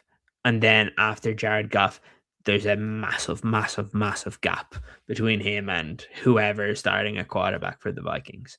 So, like, I actually think the quarterbacks in the NFC North for those top 3 teams, they're all good players. Like, I know some people like to shit talk and say bad things about like Jordan Love. He's a good quarterback. Like, he's proved it. He's inconsistent, but like, it happens. He's going to have a good year and then he'll have bad years, good games, bad games. Like the games that they played against the Browns, he was awful against. The game against the Carolina Panthers, some of the throws that he made, I was like, if a college kid's making that, you're not picking them in the first round because of it. But no, I think Caleb is on the path to be like not just a franchise quarterback, but a superstar in the NFL. He's not there yet. Obviously, he needs to improve certain aspects of his game. But like, you look at the outside looking in, everybody talks about Caleb Williams now, and they're putting him on that pedestal. There's a reason for it. The NFL knows they have kind of a potential superstar brewing in one of their major markets, and they're loving it. So yeah, I think that's the way I would probably rank them. Who did the Vikings get? I think the the they're Jets on the clock. I know the pick is in for the Jets. Picked D'Angelo Pons. It's a good pick. Okay, let's. He's a really good player. He's just quite small, but he's a playmaker. Who would have thunk so many Indianas, huh? So now it's really NFC North territory. So yes. And I want to stay there for a second because we were bringing up the power rankings. I'll tell you this is where I'm at when it comes to that position in the NFC North. We were talking about gaps, right? We're like, there's the Jared Goff level, then the gap of whoever is playing for Minnesota. I think I visualize things sometimes, right? And I sometimes I think things go into existence if you can actually picture it, because you could picture reality happening, right? Like there's some things that you can't even fathom. Like, can you really fathom the Super Bowl being played with the Cleveland Browns as one of the participants? No hate against the Browns. I'm telling you to visualize it. Okay. So with that, like visualizing some of the NFC North quarterbacks, I can visualize an NFC championship game that is being played by Jordan Love and Caleb Williams against each other, which means one of those two guys can get to a Super Bowl. I don't see Jared Goff or Kyler Murray playing in conference championships and in Super Bowls now moving forward in this time period, in these seasons moving forward. That is the power rank. So I think Jordan Love might be the better quarterback in the NFC North right now. I think the team might be better. I think just it's time. Time will heal these wounds. I'll give it a Jordan Love.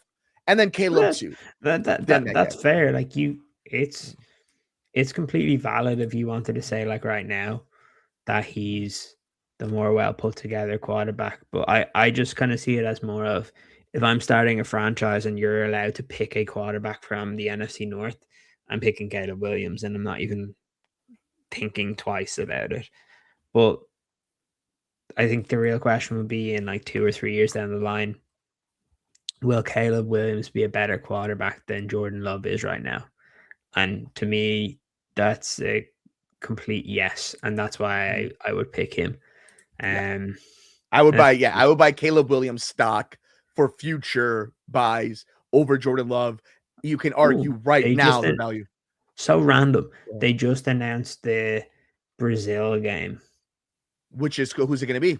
The Baltimore Ravens will play against the Dallas Cowboys in Rio de Janeiro on the 27th of September. That's a big game. Those are big teams too. I mean, I know they really want that Brazil market. Those are big franchises. Yeah. The Vikings pick is in, and the Packers are on the clock. Go ahead, buddy. Yeah, like that's what is it? Like, is it the Rams that are playing in Australia? I feel bad for the teams that have to do that. Like, I do feel like if you're having to play in Australia, you should get a bye week straight after because you're going to need it. Yeah. Mexico City it's always the easiest one. Oh, they're doing Paris this year. That's the New Orleans Saints. Madrid is the Atlanta Falcons. Melbourne is the Niners and the Rams. Wow. So hold on. In Melbourne, Australia, in the cricket ground, the Melbourne Cricket Ground. So I'm assuming that's like this huge freaking 90,000 stadium thing. Probably, yeah. Yeah.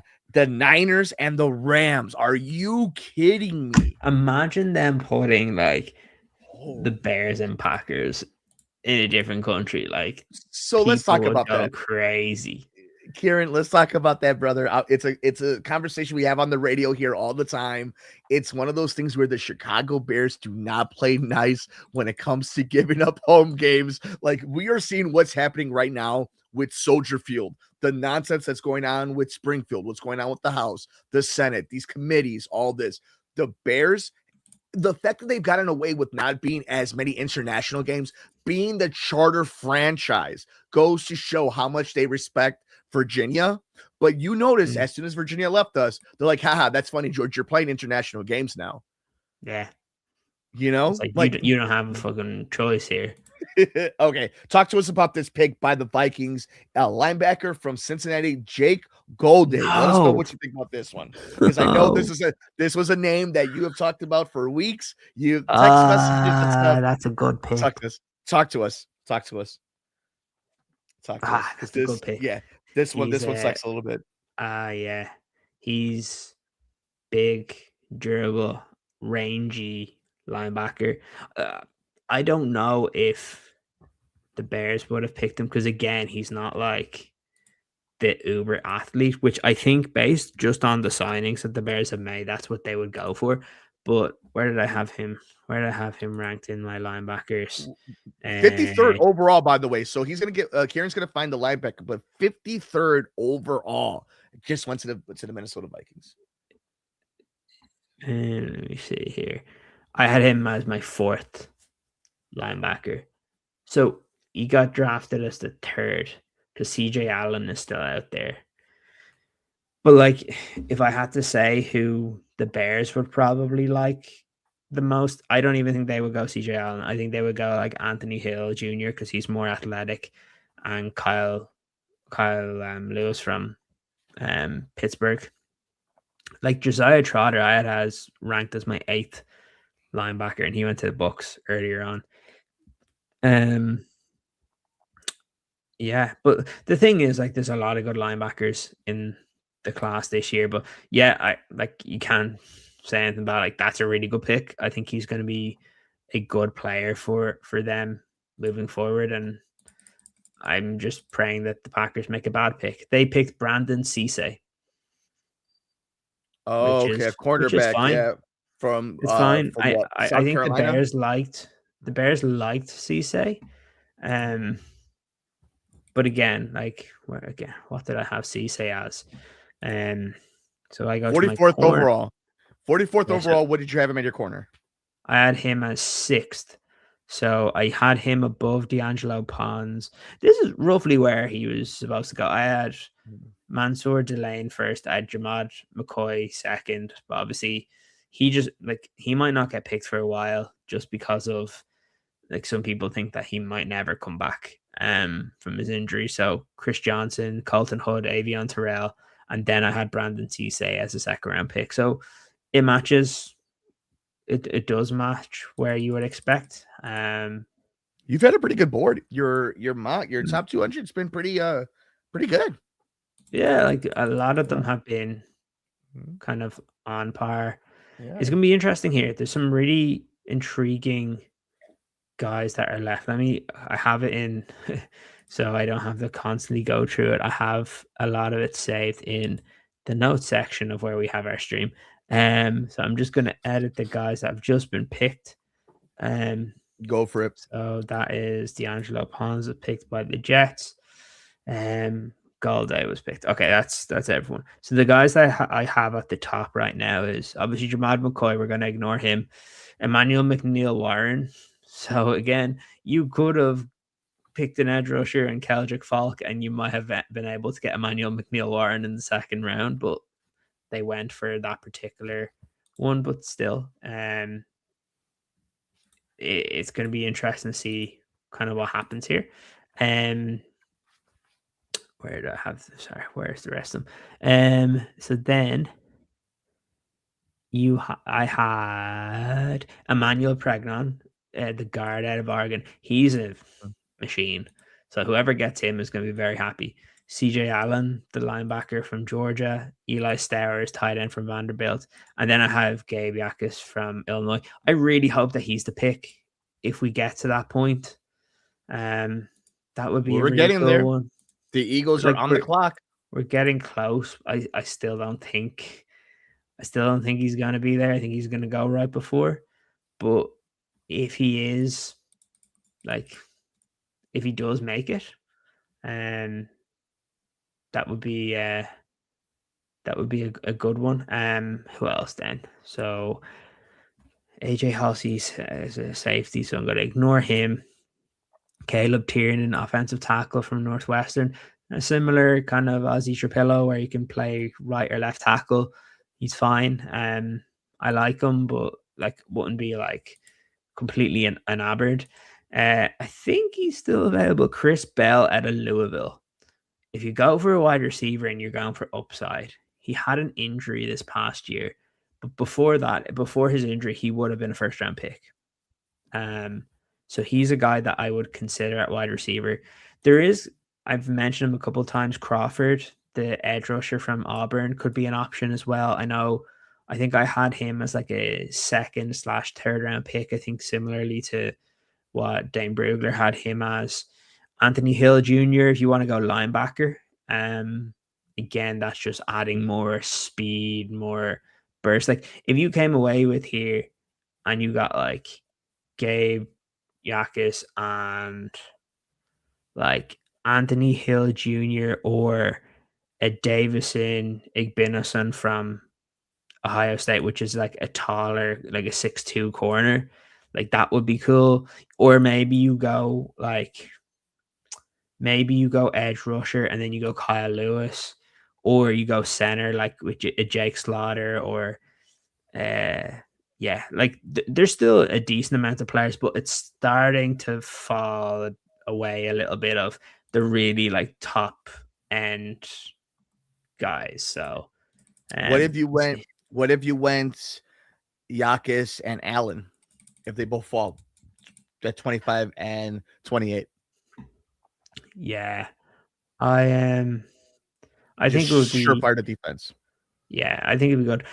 I'm gonna just because we're waiting here, and then now we're about fans of this. Have you seen some of the people that have been let go of WWE today? Are you in my brain right now? I was going to ask the fans about WrestleMania. Yes, it's so funny you bring it up because something's okay. So because it's draft day, like it's always about roster manipulation and like guys are restructuring contracts and people are doing the cap space and everything. And it hit me. It's so weird. It hit me before I saw like the Bo Dallas news. I sat there and like, WrestleMania season used to be cut season in WWE. So for all of you who there might be some crossover, but back when WWE was owned by Vince strictly, it was around this time that they would do cuts. They would do roster cuts. But now CJ Allen went to the Indianapolis Yeah. Colts. That's a bummer. But now because TKO Endeavor, which also owns the UFC, it seems like the reports are kind of trickling out. Isn't it insane right now that we live in a world that some of these multi-billion-dollar corporations, especially like the UFC with Endeavor and TKO, can pay their athletes 18% when you have leagues that are giving 50% of the revenue share? It's wild. It's wild. And then look at these ticket prices. Like, you look at the ticket prices, you look at the advertisement. Like, as an NFL fan, remember when the NFL Red Zone thing happened, when they were going to talk about commercials, right? So no longer could we say 7 hours of uninterrupted, right? Like, that no longer was going to be the case. They still somewhat respected you, though, as a consumer, because you're already paying a lot of money for their product. You will continue to pay a lot of money for their product, but they need to be able to rely on you, that you will consume their product for years to come. That's not happening in the case with TKO. The Patriots have traded up. Who do they trade with? The Chargers or the Eagles? The Chargers. Okay. What do you think that means? You want to talk a little bit? Linebacker? Yeah, CJ Allen just went. You want to talk a little Eli Stowers went to the Eagles. Oh, I actually think that's a nice pick. Mm-hmm. Is interesting pick. Yeah, I actually kind of like that. So that means we're very close to being on the clock here. Very, very close. So yeah, finish it. That was our minute of WWE talk. Let us talk a little bit about what is going to happen with the Chicago Bears at pick 57 and 60. So now that you kind of seen that Stowers is gone, CJ Allen is gone, what do you want to see the Bears do? It doesn't seem like they're gonna move. What do you think? You're not moving now unless you're moving back. You're moving back. So are the Jaguars the determining factor? Because they need as much defensive help in the front seven as anybody in the league right now. So what do you think? It just depends how much they like guys. Like maybe they see Jackus and Crawford and Danny Dennis Sutton in a similar light, and they're like, well, we can get one of them at 60. Damn you, Mike Vrabel. I hate you. That's why I'm Team Rossini. It looks like Gabe Jackus is going to be heading to Foxborough. Really? It seems like it. We will be. He is. Yeah. God damn it. Yeah, that's a bummer. That actually the first real bummer for us as Bears fans this draft. That one sucks. I don't know who. Touch about the kid from Northwestern, the offensive tackle. What is it? Caleb Ciaran? Mm-hmm. What do we know about that? Is that in play? Is an offensive tackle in play at this point? I don't know. I still think they go corner. Like I think Caleb Tiernan, like he might end up pushing inside, which is kind of my worry. He's a big guy though, 6'7", 323. Some of the things that I had on him, he's tall, broad shoulders, quite smooth in terms of his movement, efficient pass blocker, but struggles at times in the run game. He's able to stand up to bull rush, and he has good strength. But again, some of his downsides, he's susceptible versus the long arm moves that get into his frame. His knee bend is quite inconsistent. He loses his balance quite easily. And he just needs to be more consistent. So I think he's played, but the one thing I'll say is that he played over 80% of his snaps at left tackle. So he's an option. There's the kid from Oregon, Emmanuel, how do you pronounce his last name? Pregnon. Fit wise, is that somebody that might be in play for DA? Oh no, sorry. Pregnon is a guard. Oh, I'm sorry. So then, let's go back this way. I mean, you're not going to go a guard this maybe in the second round, will you? He's really good. He's really good. But no, I don't think so. I'm I trying think to the think Bears are about going to go value. corner. That's the thing, though. It's like, are you forcing it? I guess that's my question. As I'm giving you these names, are you forcing it I if think you're in a you pick position now corner? where you don't have to Okay. force it. Like, honestly, if I was the Bears now, I'd be trying to trade back because I think whoever you pick at 57 will be the same as whoever you can pick at like 65 or 70, really. But yeah. So the Jaguars are on the clock. The Patriots made their pick. So yeah, the Bears are going to be, by the time we know, they will be on the clock, and we will be breaking it down once we know where the Jaguars go. I think we have an idea of who's going to be available, unless the Jaguars kind of throw us a curveball. But yeah, that I game don't one know, hurts. to be honest. And yeah, I don't know who I want that's left out there. Like, I'm trying to look at the best available that I had. Let me just update. CJ Allen's gone, so Eli Stowers and Gabe Yarkis are gone. So it's the positioning, right? Like Jamad McCoy, obviously, I would take him if they could if he passed his medical, but obviously he's falling this far for a reason, so probably not. Yeah. We already drafted a safety, so Emmanuel McNeil Warren's a no go.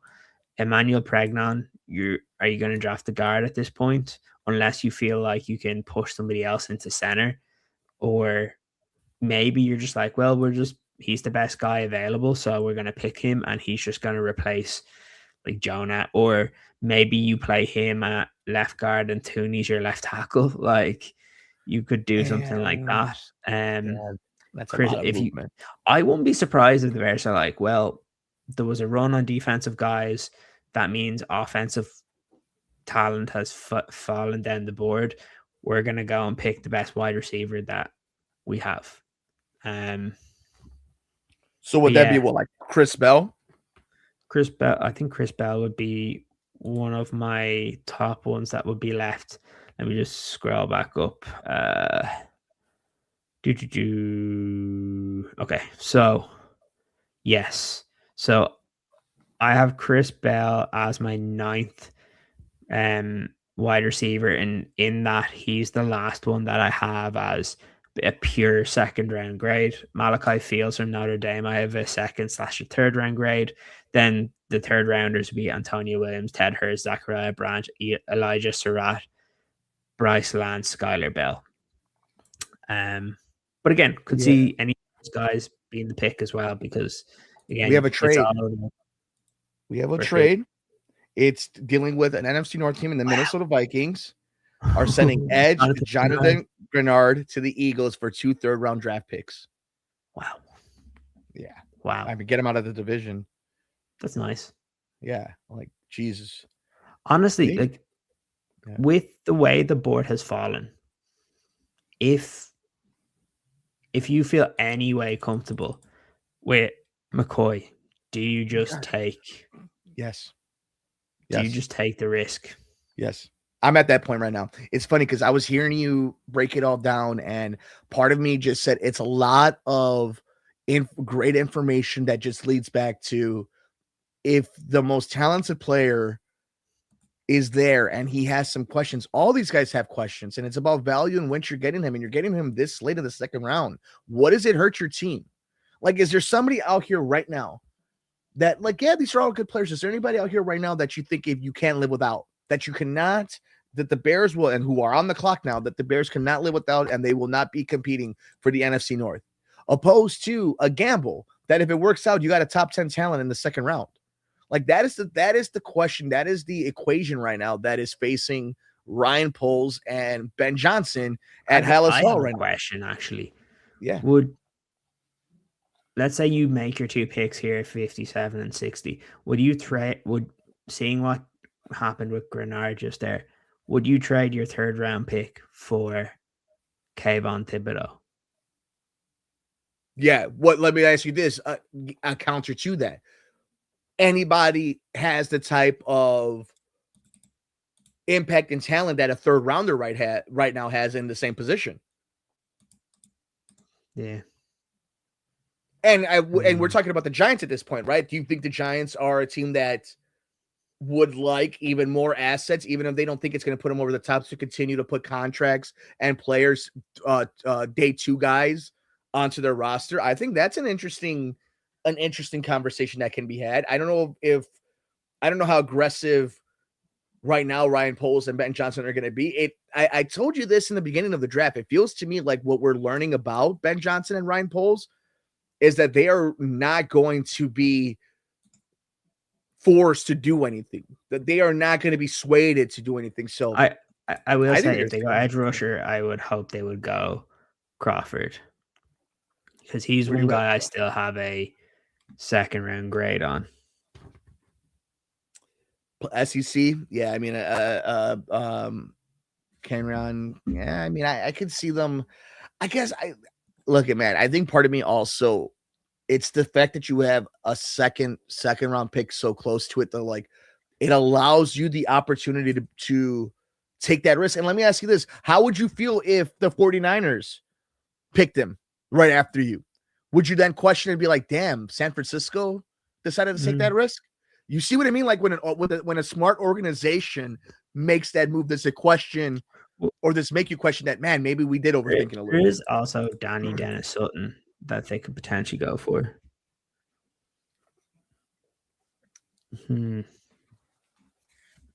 Let's see. Have they done the pick is in yet for the Bears? No. So I'm looking at Chris Emma right now. Everybody's just kind of speculating where the Bears are going to go. Courtney Cronin, Patrick Finley. The Bears are on the clock at 57. It looks like they're just going to stay. Even the social media team has put out we're on the clock. So the pick is in. The pick is in. That was quick. Yeah. All right. We're going to find out right now. All right. Let's see. I am going to wait. Let's see which one of us gets it first. As we wait for the Chicago Bears. It's so funny. You have the pickers in, and then, like, the people that tweet out the picks are just like, the Bears are on the clock. Yeah.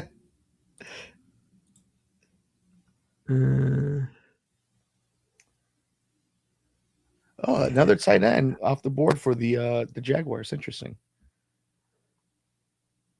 Yeah, it's going to be an interesting one here. I have no idea what they're going to do. God, the NFL loves to. Maybe they go linebacker at this point. I'm telling you, though, again, one of my theses was I will not be upset if the first 3 picks in the first 2 days are all on the defensive side. This defense needs it. I don't think it will be. I think yeah. Ben Johnson will get too itchy. He'll be like, I need some offensive players. Right. Yeah, that's the reality of it. I'm more if you walk away, because it always goes back to the obvious weak link of this team was the defensive side. How funny would it be if they're just like, I thought it would just take McNeil Warren as well. That'd be amazing. That would actually be such a minds.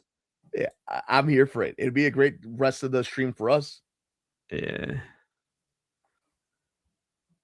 All right, come on. It's like it's always the Bears pick that's so slow. Always. But again, they have to decide on this, and then also at like 60, so they're probably like making plans and all this sort of stuff. I would want to trade back a bit.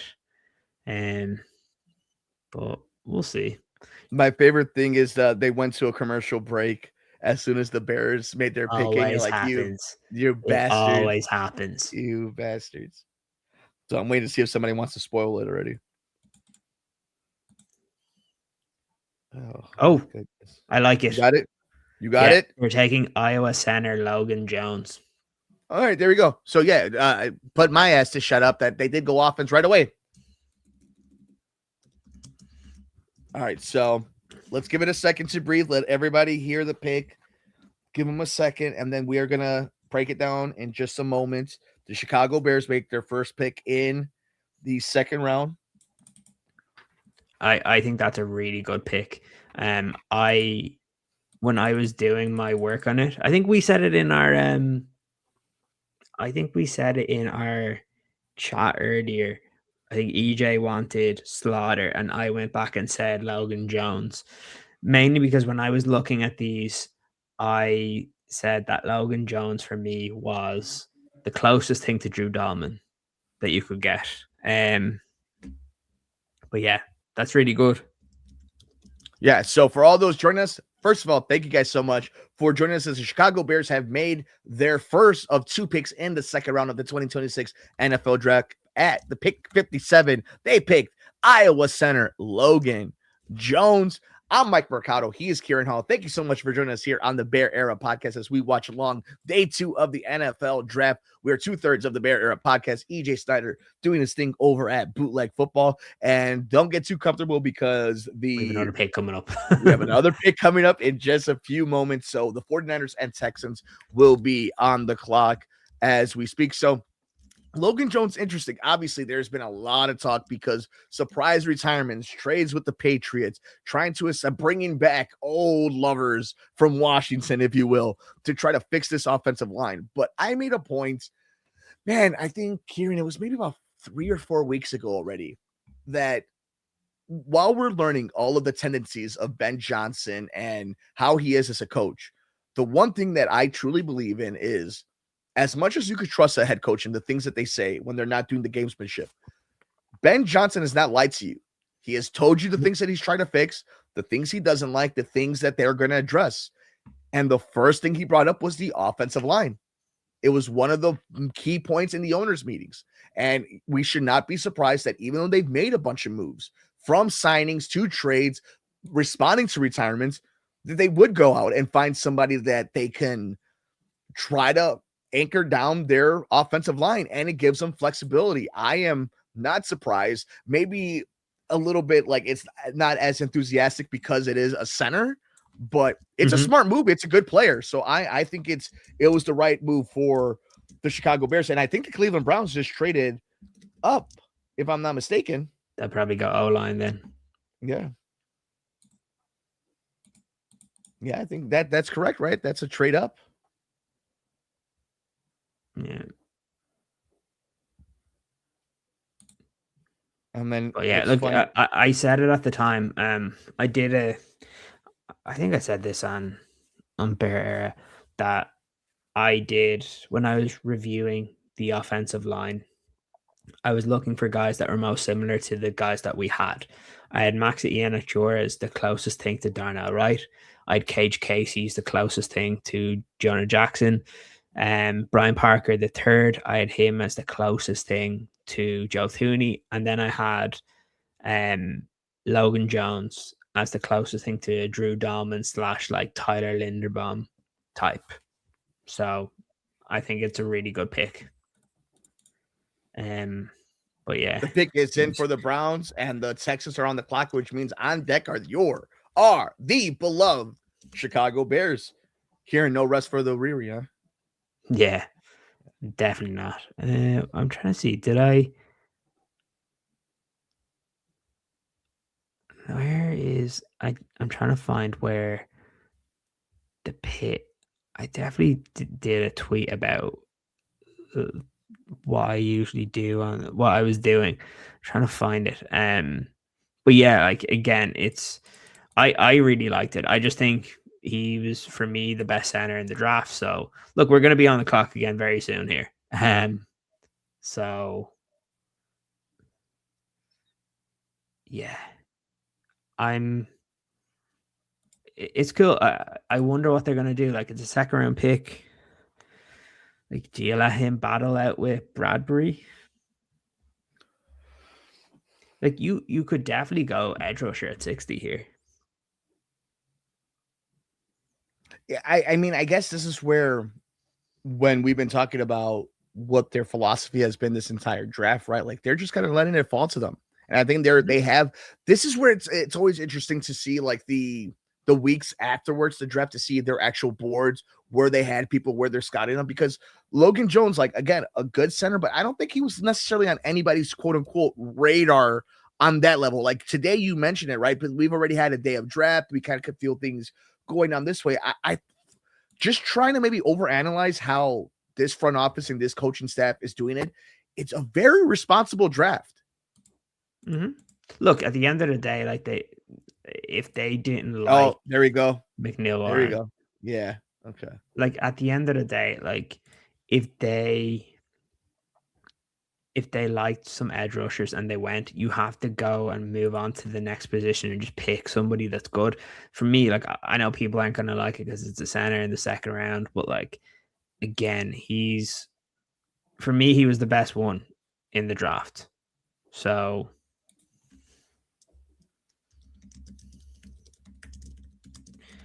Oh, wait a minute. Did the Bears just make a trade? Did we? It looks like the Bears have just traded with the Tennessee Titans. Oh, nice. All right, so let's get some details. I will be checking to see what we have here. Let us see what I can find on this information.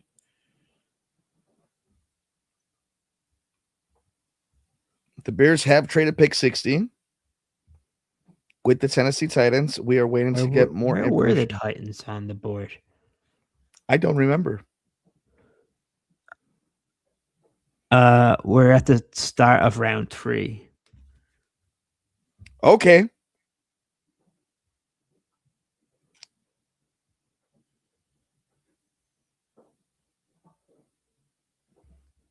Interesting. What did they get? Waiting for one of the reporters to give us exact details. Okay, here we go. The Tennessee Titans are moving up to number 60, which the Bears second round received. Chicago Nets pick 69 and number 144 in return. That's a fourth rounder, right? I can tell you right now. Yeah. Mm-hmm. Fourth rounder, I think, right? Yeah. That's pick good. 1 or is it a fifth rounder? That is a fifth rounder. Okay. Like you're only moving back 9 spots, like so. Yeah. Which makes the third round again. It goes back to your point, right? That like, what's the difference between pick 58 and what you might get, in 9 picks from now? Yeah. Very interesting. Let us know. What do you guys think about it? The third round is going to be really fun. They're going to have another really close back-to-back. Yeah, this is at the very for me, at the very least, you're you've gotten. Look, I don't know when Logan Jones is going to start just because of Bradbury coming in, but he is going to be your starter long term. Like they had to make this type of move. And I think, look, they may have been planning to go defensive line, but they all just went right before you, and it happens. And when that happens, you have to change it up a bit, and that's probably why they've traded back as well. They probably, because I said that like after Jackus and stuff, there's not actually a big difference now between who you take. So, and maybe they think one of the edge rushers that they could get will still be there in the 60s, and then they have another pick in the 80s. So it's good. It makes it a little bit more interesting. Let's see. So the Titans traded up to select linebacker Anthony Hill Jr. Interesting. The Texans took tight end Marlon Klein.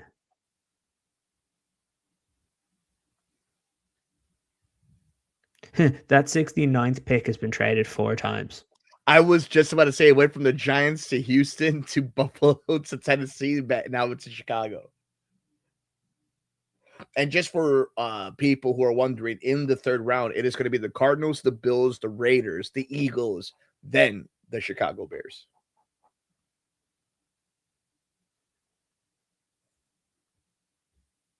Fascinating. I'm looking to see more of these stories that are popping through right now to see if anything else comes up. I'm trying to hear if anybody from Atlas Hall says something about the Logan Jones pick.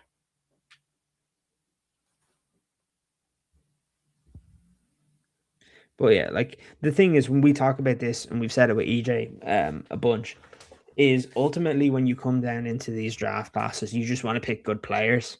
And for me, like I said, I know other people like Slaughter. Some people liked Sam Hecht.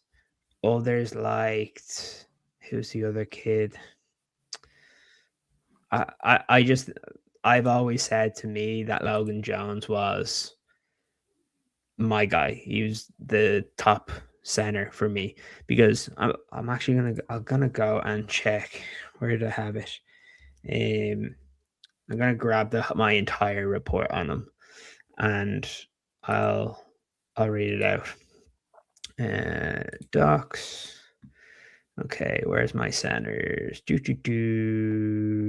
Interior offensive line. Okay, here we go. Let's grab Logan Jones. Okay, so I'm gonna ignore the athletic stuff there or the stats there. So my overview first of all. So Logan Jones is a high-end athletic center with elite movement traits, proven production and accolades, size/length limitations. He profiles as a movement-based center who wins with athleticism, technique, and consistency. He was a 4-year starter at Iowa. In 2025, he was the Remington Trophy winner, so the top center in college football. He's a former defensive lineman who transitioned to the own line. His strengths, so elite athleticism. So he had a 4.940, fastest offensive lineman at the combine. Strong agility numbers across all his drills.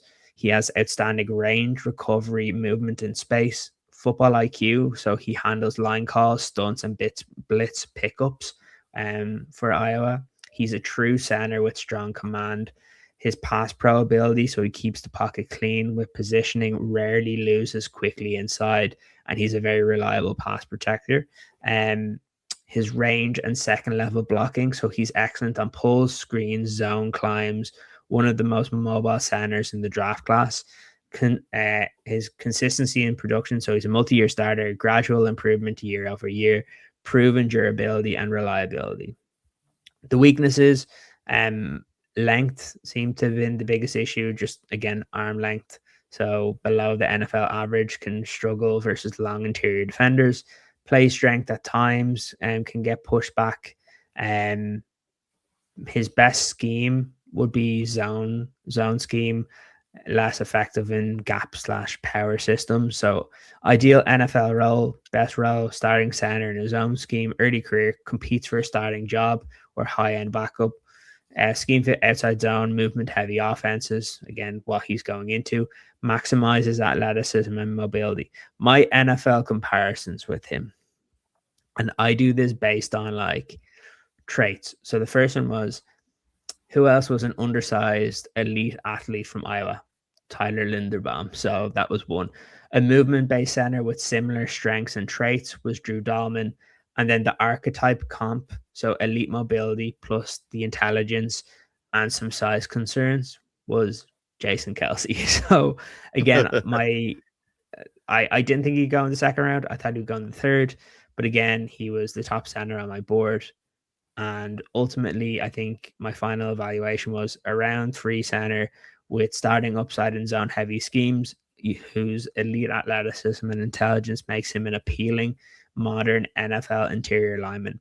Though his lack of size and length may cap his ceiling in power based schemes. But again, that doesn't matter because Ben uses more of a zone based scheme. So very, very good. I'm happy enough with that. And look, we're still at a point of we could yeah. Well, let me ask you the importance of the offensive line. Like everybody knows the importance of the offensive line and every coach's scheme and every playbook. But for Ben Johnson, of the responsibility of the center, of the guards, of the tackles, pulls and swings and getting up to the next level, like there are so much that is asked of the offensive line and the Ben Johnson offense. What is that exactly? Like, can you describe it for Bears fans watching it live right now on YouTube, or if they're watching us on VOD when they're doing their breakdown, they're getting ready for the NFL season? When you're describing a Ben Johnson offensive line with the Ben Johnson offense, what are you looking for? What are the attributes? Because we heard the Scott report, we heard the comms, but from the coach himself, what have you noticed that Ben Johnson demands and this offense needs from the offensive line? Yeah, you got to be nasty, especially in the interior. You got to be, for centers, you've got to be incredibly intelligent, because that's what they always had with Drew Dahlman, and he was a big aid for he was a very big aid for Caleb. So I think that's definitely needed. Yeah. What else? You got to be athletic because they want second level blocking because it's the way they use their run schemes. So you need to be able to get out in space. So you can't just be like this massive unit on the inside and can't move. Like that's why you see constantly Joe Tooney running out. You see Jonah Jackson now. They've drafted the most athletic center. Like guys like Jake Slaughter are really good pass pros, and they can get a little. He can get a little bit out in space, but he is more of like your stereotypical, just like you're just not going to get past me, and I'm going to stay here and win. But like this is completely different. Like Logan Jones, like the fact that they've picked him here, like if we didn't have Garrett Bradbury, I'd be fine with him starting for you straight away. But you don't have to do that. Yeah, it's going to be interesting. Like the Bears won't be too far away from being back on the board. And for all those, just really fast, just a little logistics. In the first round, it's 8 minutes. Second round is 7 minutes. In the rounds 3 through 6, it's 5 minutes. So the last bit of our night is going to go by a little bit faster, especially with pick 69 and 89. So there's going to be a lot of stuff going on. And throughout that, I think, Ciaran, I think what we're going to do is with our number, that will be our number, probably heading into our number 3 as we finish up the show. Mm-hmm. I think what we're going to do is we're going to use that hour to really talk about the Chicago Bears prospects, not just players, but the prospects for the next few weeks coming up, because now we know that the draft is going to be coming to an end at the end of this weekend. And with Mother's Day, Father's Day, that means camps are around the corner. So I really want to spend the third round between pick 69 and 89, kind of talking about the Chicago Bears and being a little bit more focused on that and kind of discussing what we want to see come Saturday and when we're all getting ready for work on Sunday evening, how we feel about what we saw from the NFL draft. Well, the cool thing is we have an extra pick on Saturday to talk about. So that's nice, at the very least. But yeah, like I'm liking what's happening. Like I think like at the very like so far, and we'll see what they do with these 2 third-round picks. But like, it's just one of those things where like you need to come away with good players like that. I know it's a simple thing to say, but like it's actually really important that like in these like second rounds that you come away with guys that are good. Like I think what happened with the Bears last year is very rare, to where you get no injuries basically for the most part on the offensive line. Like that will happen this year. Like they will get injuries. So like Logan Jones will probably come in and have to play. He will have to play. Yeah. So like that's the thing that you just gotta like. We have to get used to that. That's what's gonna happen. And the cool thing is you don't have to force him in straight away. Like that's the good part about this. But we'll see. It's well, there's only one Bear that has to play after this weekend, and that's the Inman. He's the only Chicago Bear who has to play. Logan Jones is going to play because he plays in a volatile position on the offensive line. And we know, like you mentioned, like the thing that doesn't carry over, 2 things that don't carry over, health and turnovers, right? Like those 2 things do not go season to season. So, he's going to play. But that's the interesting thing about this year's draft and I think it's because when you win, 11 games, you're playing a divisional round, you beat the Packers in a wild card, is the pressure is not on these guys like it was for Rome Odunze and for Caleb. Like, remember the pressure that went into that rookie season for those 2 young men compared to like Luther Burden. Like Luther Burden had some expectations, so did Colston Loveland, but nowhere near the same that that Rome and Caleb did. Same thing's going to happen in this draft. Like Dylan is going to be asked to play, but the pressure is so much lower for these guys than over the last few years that we've seen in Chicago Bears drafts. Yeah, like that's it. And I know people, this is what I just think people kind of obsess over where guys are slotted or where they're expected to go based on like boards from like Dane Brugler, myself, like EJ, like we just go based on like what we've seen, but we don't have all the information.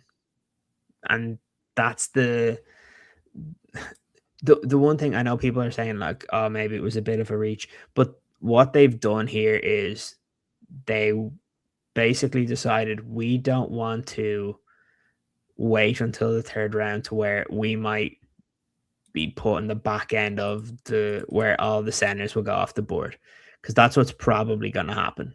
So, just to update, the Bills have taken Ohio State cornerback Davison Igbinosun. So the thing is, right, the Bears have moved back, and from where they moved, they all the edge rushers are still there that were still available. Like if they like Danny Dennis Sutton, if they like Kieran Crawford, if they like, there's still decent players that are out there. They could go wide receiver, and like I said, Ben I kind of want them controls to. it all. It goes to what I told you earlier, though. Remember, I was saying it offline that I don't think that they're gonna go edge rusher in round 2. And they didn't. I thought they were gonna go wide receiver. Let's see if I still think you could take a risk and go Jermod McCoy, but we'll see. Oh, in the third round? Is it even a risk in the third round? His knee must be awful. It must be terrible. Yeah, I mean, yeah. It must be like he's not. He's not fallen this far. Do you remember a player back in the day? It was maybe in like the early, mid to late odds before we got to the 10s. Brandon Roy for the Portland Trailblazers. He played for the Washington Huskies. Remember how he was an awesome player, but he just had no knees anymore, and it just derailed his entire career. Interesting here. Yeah. Zach Pearson just said, Logan Jones says he met with the Bears at the scouting combine and had a top 30 visits. That was one that was that one released? I can't remember, but he says it felt like home when visiting the Bears. So sorry for he also no. I'm glad you said that, because I wanted to bring up Logan Jones via Zoom also on what he knows about Coach Ben Johnson. He likes to put a lot on center's plate, which is awesome, and it goes to what you were talking about what is demanded by the guard, centers, tackles on a Ben Johnson offensive line. But yeah, I just seeing a talent like that drop, like we're heading into the third round. And even then, it still feels like some teams are not going to take that risk. But, like, is it a risk in the third round? Like, unless it's just tore up, right? Like, he's going to need a cadaver ligament, or they're going to have to do some kind of weird replacement, some futuristic surgery that is, state of the art. Like, is the third round a risk? Like, is it really a risk at that point? No, when you have 2 third-round picks. Like, that's the reality. They have 2 third-round picks. I'd probably take it. Let me see here. Which, by the way, the Cardinals are on the clock, which means we are in the third round, and we want to thank you guys. It is 8:00 Central Time here in Chicago, which means it's probably like 2 a.m. over in Ireland. Yes, 2:10.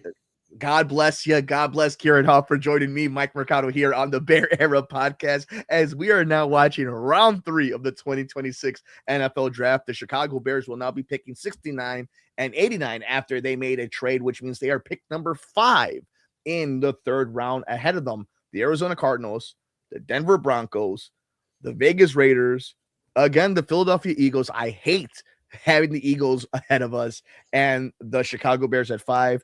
The 49ers will be picked 6. 7 is the Commanders, 8 is the Bengals, 9 is the Saints, and 10 is the Browns. Does this feel like a round that's going to get a lot of trades, like the end of the first round? Or do you think this one feels more, all right, grab the guy you like and let's just move on with our lives? There will be trades, but I think there'll be less, just because I think you don't get that much in the third round. Like there'll be teams that if they don't have a lot of picks, they'll move down just to get a couple of day 3 picks. But yeah, I think that's kind of it. You're not really getting too much from it. But yeah. We haven't talked about this, and obviously with the Logan Jones pick, but what do you think about Bradbury? Like, I feel it was a nice pick at the time, right? Like a nice trade, especially when you're kind of caught in a scenario that the Bears were. But did it feel like they needed to address center that type of way, or is it kind of a luxury that, if you get what I mean? Like, does this feel more like a luxury pick in the late second round? They needed to, because like Bradbury's fine, but Bradbury is on a 1-year deal. Mm-hmm. So you can't that's the thing. That's what, like, everybody was mocking a center to the Bears. What the Bears have just done is they want to get ahead of the run, because every good center, like I'll go to my listing, right? Every single good center is ranked roughly in the same area. Okay. So like you either wait until that happens, or like you wait until that happens or you lose out. So like most people had Jake Slaughter in the third, Sam Hecht in the third, Logan Jones in the third, Brian Parker in the third, Connor Liu in the fourth, Trey Zune in the fourth, Jaeger Burton in the fourth. So like, but like realistically, the guys that you would have wanted would have been Jake Slaughter, Sam Hecht, Logan Jones, Brian Parker, Connor Liu. They're all gonna go like I think you'll see potentially before the end of today, Jake Slaughter will be gone, Sam Hecht will be gone, and probably Brian Parker will be gone as well. So I think the Bears just were like, we built something really good last year, and part of that was having a dominant center. We had to make a move so that we had a veteran in there, but ultimately we want to make sure we don't mortgage our future. Like, we're going to be paying Caleb Williams. We need to make sure that we protect him properly. So that's what they've done. I don't know if Bears fans are ready for when this reality comes, but when we start talking about Caleb Williams' contract, barring anything unfortunate happening, I don't think Bears fans are ready to live in the reality in which their quarterback is the talk of the NFL circle on the contract that he gets, establishing the quarterback market, because that's what's going to come down the pipeline, guys. If Caleb Williams stays on the projection that he's on, right? Like, it doesn't even have to be this crazy ascension like in a roller coaster, but just a steady incline. He's going to set the market for the next contract for the next young quarterback. And Bears fans have never been in that position. So going to your point of getting ahead of a run, that's what that means. That is the type of responsible management and coaching the Bears have lacked. And I can think about so many years, from the Trestman era to the Fox era to the Eberflus era to the Nagy era of just inconsistent flip-flopping. And if you're a Chicago sports fan, the incompetence that we've seen on so many front offices across the major sports, it is sometimes so refreshing, if not boring, right? If not responsible, to see an organization do the right thing, be level-headed. And I think that is it has been very fascinating to see it kind of play out that way for the Bears this year. So an interesting one, Tom Fornelli just said 2 of Logan Jones's Raz comps, right? Tyler Linderbaum and Drew Dalman. And you've been mentioning, and you've been on it. And I mean, and those are the 2 that I linked them to. Ryan Fowler, he's really good dude, said his favorite picks of round 2: TJ Parker to the Bills, Colton Hood to the Giants, or Mason Thomas to the Chiefs, Zion Young to the Ravens, Avion Terrell to the Falcons, Lee Hunter to the Panthers, Brandon Cisse to the Packers, Eli Stowers to the Eagles, Logan Jones to the Bears, and Bud Clark to the Seahawks. The reality is, I know everybody wants an edge rusher. I hope the Bears view like Ciaran Crawford or Danny Dennis Sutton as like the best available player, because I want defensive linemen. I do. But ultimately, you need to get the best players, and that's Let's it. talk about defensive line. Okay, you know what? I'm so glad you brought it up. There's a name we have not talked about in 3 days now. Austin Booker. Is Mhm. it is it because do you think that they like him? Do you think that there's development talent? Do you think that they feel they can within their own house find pass rushers and run stoppers and they don't have to go outside Hallis Hall? Do you think maybe that's their mentality right now? Um, It is weird that they uh, haven't done it on some level, yeah, that they it's haven't done weird. it. It's weird. Like at this point, I would be like, if the Giants were willing to trade away Kayvon Thibodeau, I'd be listening. If there's other teams that were doing it, I would listen and see, can you do something? Because I do think you need to add somehow to that position. But I don't know. It's going to be interesting. I'm not quite sure. Like I'm like other fans. I don't get as mad as other people. I would be pissed off, right? Like if the Bears didn't go edge rusher and the pick was like, I don't know, like even if it was one of the guys that I have on the left hand side, like Kilgore or like Keontae Scott or like I don't know, like Emmanuel Pregnon, even though Pregnon's really good. Like they needed to get a center in here because they needed to get someone that was going to be their answer long term. Because, like I said, Bradbury's not your answer. He is a 1 year. He was brought in as a veteran, probably in case you didn't get your center in the draft. The only reason they drafted Logan Jones probably is because a bunch of the defensive linemen went right before you, and sometimes that happens and you can't control that. Like, I know people say, oh, you can go and move up, but like, you don't know when certain teams are going to pick certain guys. Like, you, like, the pick where the Patriots moved up, it was 2 picks before. You don't know that the Patriots are moving up to that pick. And then when they're moving up, you don't know that they're going to pick an edge rusher. And for all we know, maybe they didn't like the edge rushers that were there. And maybe they view a lot of these edge rushers a bit one and the same, where they pick Yakis or they pick one of the guys that went in the middle of this second round, and they view them as a rotation with Booker. But then they're like, well, we feel like we can get someone in the third round that can do the exact same thing. Like I would be for go get like Danny Dennis Sutton, who is like a athlete and is like would add to the speed of the defense, so that matches up really well. Or Kieran Crawford, which is like the power rusher, and you just add extra there. Like especially with you having another third round pick, like you could do that and get an edge rusher, and then with the other third round pick, get a wide receiver. Like, and then maybe with your fourth round pick, you could go corner.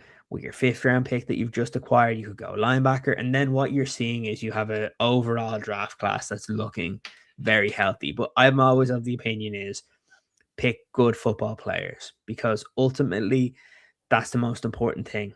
And for all the Bears fans that might complain about Logan Jones going here, they all wanted Tyler Linderbaum in free agency. They all wanted to pay Tyler Linderbaum $20 million in free agency. Logan Jones, in terms of his evaluation coming out, is very similar to Tyler Linderbaum. It's one round later, but he's the same ilk. It's the same type of player. And I think it's a pick of a guy that's going to be your starter. It just depends when that happens. But yeah. Oh, Yeah, the Arizona Cardinals picked Carson Beck. a That's quarterback quite sighting. early. Yeah. Where did I have Beck? I thought I had Drew Aller number 3. Maybe I didn't. Oh no, I got Nussmeyer and Drew. I had Carson Beck as a 4th to a 5th round pick. Yep. Yep. You had Hmm. Peyton, LR, Garrett. Yeah, yeah, Nesmere Jeez. Moore. Yeah. I'm gonna say I don't like the Cardinals draft. So this is what their lineup looks like. This is from Warren Sharp. Arizona Cardinals offense: Carson Beck, Jeremiah Love, Marvin Harrison, Michael Wilson, Kendrick Bourne, and Trey McBride. There are, for fantasy. Okay, this is what's interesting about NFL football fans right now. Okay, I see that on a tweet, and I'm like, oh, that could be 28 points and a bunch of fantasy points in, Yahoo, Sleep, or whatever. But in real life, that's a 4-win team again. That's not a good NFL on the field team. And it makes me think that Carson Beck is going to be put up to the wolves, my friend. They don't give a shit about Carson Beck. Yeah, Carson Beck sucks, man. Yeah. He's a guy. Yes. Like that's all he is. He's a guy. He'll make a lot of money in the league. I think Carson Beck's going to make a lot of money as a backup in the league and playing for, a bunch of random teams for the next 6, 7, 8 years. But yeah, like Arizona is going to be right back in this position next year. Mm-hmm. You were saying? No, I think that's right. So like I said, the Chargers picked. I think the Chargers picked Slaughter. When did that happen? Because I just saw something come across. Hold on. I'll tell you right now. When did the Chargers pick? I'm just gonna go. Yeah, I'm looking at 31. Jake Slaughter at 31, and then Bud Clark at 32. Oh, okay. Yeah. So there you go. Like that's the start. That's the start of. Good call. Yeah, really good call. That's the start of it. I completely missed that because I saw the Davison Igbinison one and I saw Bud Clark, but I didn't see Jake Slaughter. So like, there you have the Bears picking one. You have, so you have the Bears picking one. Then you have the Chargers. Like I won't be surprised if you see some of the other guys go here in the third round now. We're very close though. Tyler Onyedim to Texas A&M. I liked him. Yeah, to Denver. I had him a lot higher than other people did. What do you think about Denver? Did I have him as a third rounder? Where did I have him on mine? I'm going to tell you something while you look that up. I am fascinated on the Denver Broncos. You're bringing in Jalen Waddle. You were right there. Yeah, third round pick. Okay, yeah, so that's good value for them. And if you were so close, like if you were a Stidham not playing away from going to the Super Bowl, because I tell you this, like, we're talking about Vrabel and all his nonsense. If Bo Nix is playing, the Broncos are going to the Super Bowl that year, I think. And like, so, I like what Denver's doing. I think Denver has a really good shot of making a real deep run in the AFC, especially if the AFC West falls their way with no Kansas City. Like if it takes Mahomes a little bit of bounce back, I like Denver a lot. Yeah. Let me see who's some of the edge rushers that I've heard the Bears being linked to. Well, do you think But do you think the Eagles are going to be in on this too? They might want to go edge, right? You know who would be really interesting? We've spoken about Jayshon Barham from Michigan. Yes. Where he could play linebacker or edge rusher. I've heard the Bears, now this wouldn't be, I don't think this would be now, but maybe they like Mason Reiger from Wisconsin. That's what I was told that a couple of weeks ago. So I have him as a 5th round pick. Damn it. Crawford just went to the Raiders. This always happens. Yep. All right. Actually, thinking about that, Barham could be a really good pick. Well, the Bears are officially on the clock.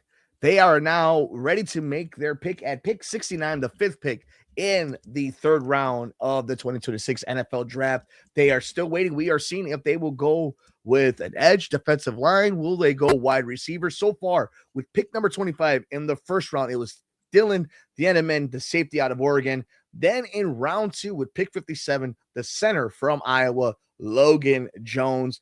They traded out of pick 60. Now got pick 69 and a 4th rounder coming up.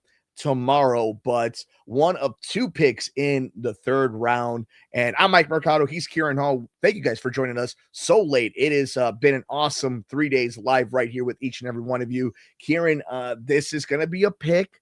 I don't think they're going to go anything They crazy. went Markel Bell, the Eagles did. Interesting. Okay.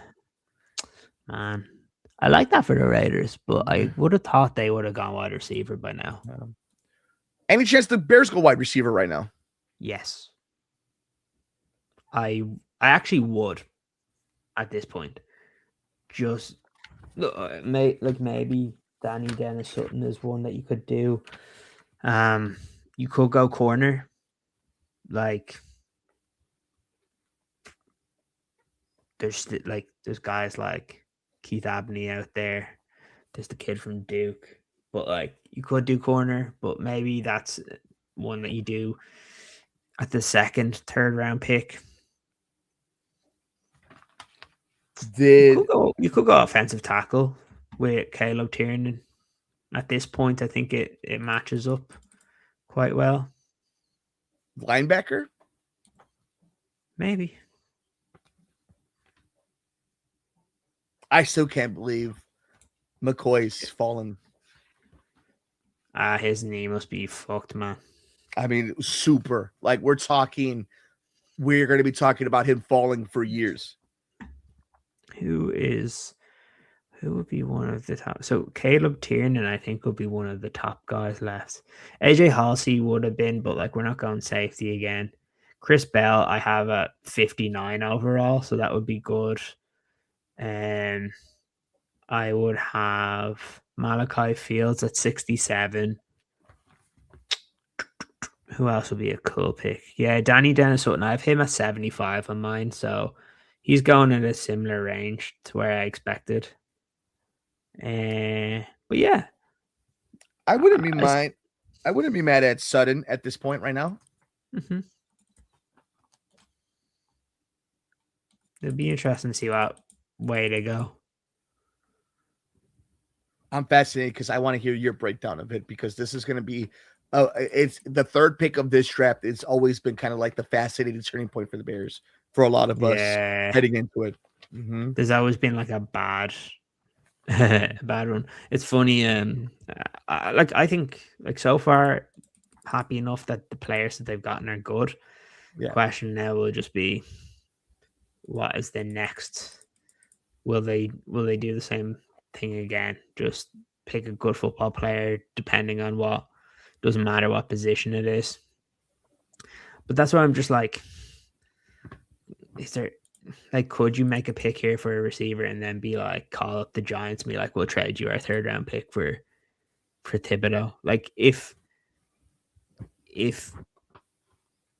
Grenard's going for 2/3, like Thibodeau hasn't been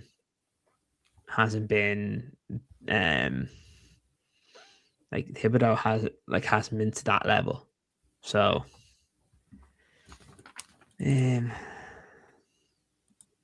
let's see. Anything coming true. I don't even know if it says that the pick is in. I will tell you right now where we are at. Currently, ladies and gentlemen, the Chicago Bears are still on the clock. They're still on the clock. So I've not seen any reports right now. And you know what? It's funny, and we could just spend a second talking about this. This year, not as much. Markel Bell to the Eagles. Not the pick is in, so we will wait. Not as many spoilers this year. Remember about 4 years ago, the entire draft was spoiled 2 minutes into it. Not so much this year and last year. They must have really got into them. Yeah. I wonder if part of it is like, is there something that came true? I'm on breaking news right now. Weird. They're taking a tight end. Sam Roush at 69. I just don't get why they're taking a tight end. But okay, we say that, but like it was always a joke. We were saying like we wouldn't be surprised if they get a third tight end. Where did I have him? I just don't. I don't get the. Yeah, I don't know. I don't I get the don't. position. That's what I'm look at. We've been talking about it, right? In Ben we trust. I He don't was get my it. he was my fifth ranked Yeah, tight end. yeah. I don't know. I don't know about this one. This one seems like a really weird. Maybe we're the smartest people in the room type of pick, but we'll see. We know how much he loves his tight end, his multiple tight end formation. So, does that mean Cole Yeah, is on? Does that mean Cole might be on the market? maybe. I don't remember. Ben Johnson at one point had both Laporta and what's my man's name for Minnesota? Oh, Hockenberg. Yeah, Hawkinson. Hawkinson. Like at one point, he had Hawkinson and Laporta together, right? Yeah. So, Weird. that is weird. Like we know he does two tight end formations that he Like I know utilizes there's two been tight like ends. tight ends that have been getting taken. I just did not expect the Bears to. They don't need it. They don't need it. Yeah. I don't know. They obviously I'm see fascinated. something, you know. Let me we okay, because now we're that is officially the pick at pick 69. Now we wait till pick 89, which is officially pick 25 of the third round. And I'm gonna go online really fast and I want to see what the word is around some of the beat reporters, because obviously we get your firsthand reaction, but I'm interested to see how the community is reacting to this one. Hmm.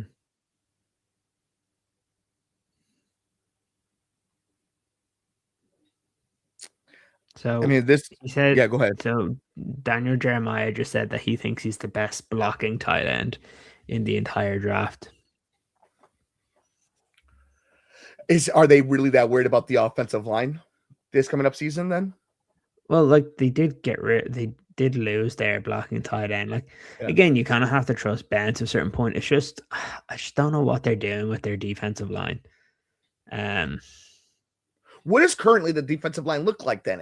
As we wait for pick 25, like what are we looking Montez, at? Jervon, Grady, Dio, then subs in Turner, Booker, Gallimore, Street. Yeah. Like there's a lot of bodies. So like you see like it's not like they have a bunch of needs per se, but it's just they don't have like a top tier guy. Let's see what some people are saying.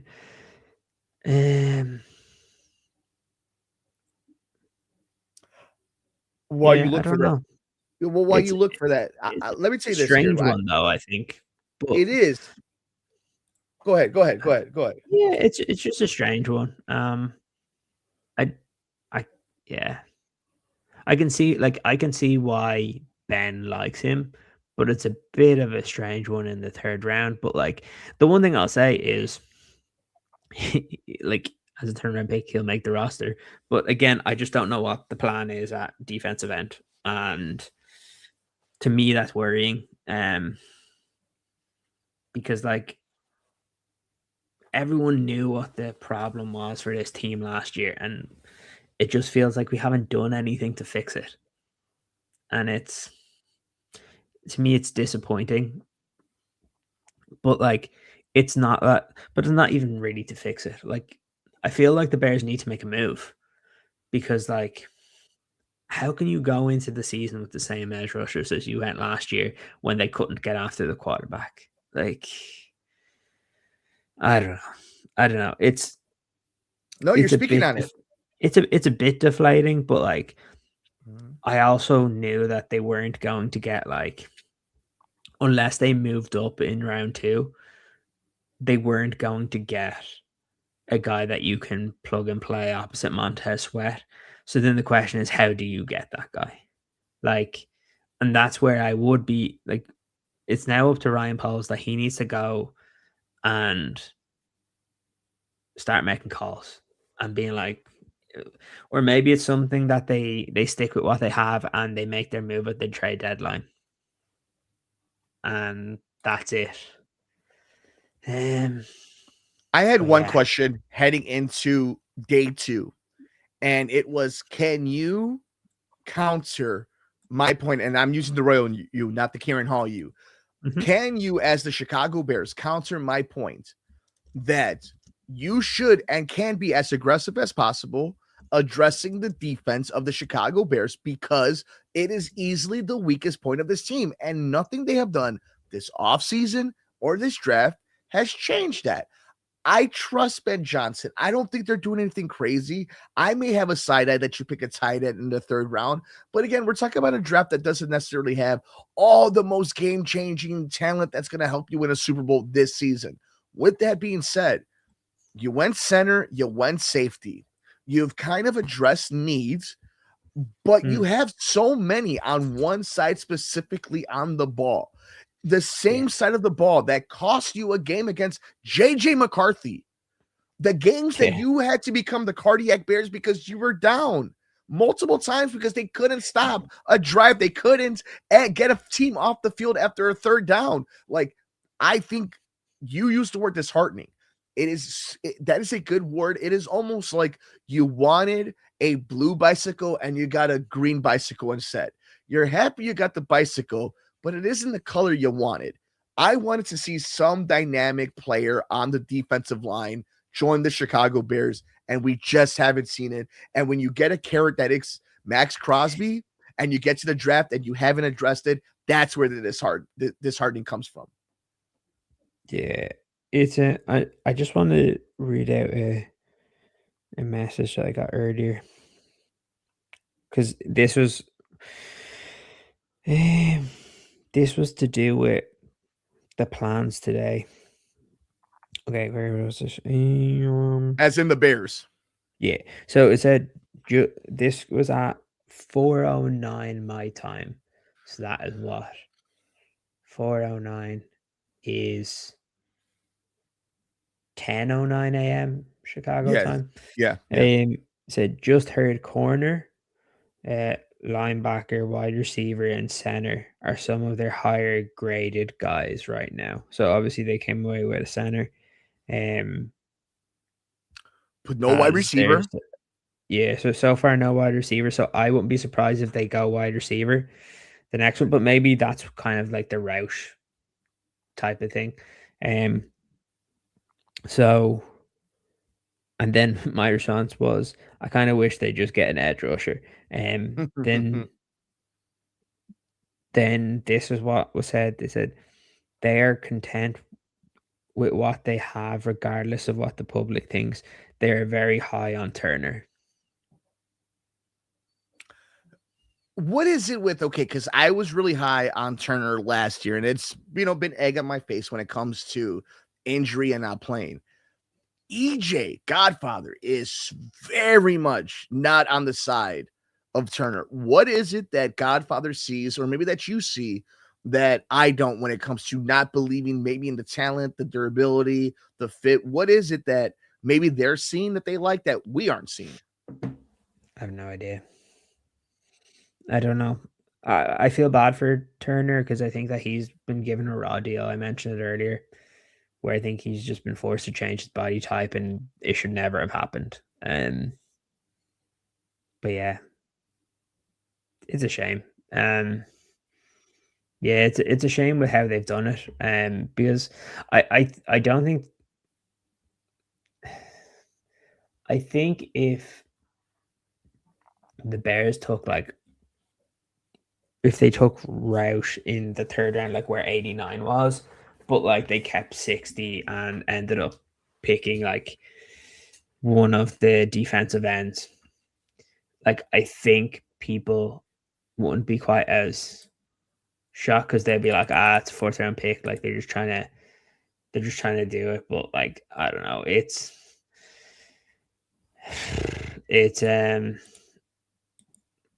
interesting. I don't know what the plan is at D line, and that's a bit worrying. And it's not like this is an isolated incident, right? Like it's it seems like it's every year that they just they haven't put enough emphasis on trying to fix the offensive line, or not offensive line, defensive line.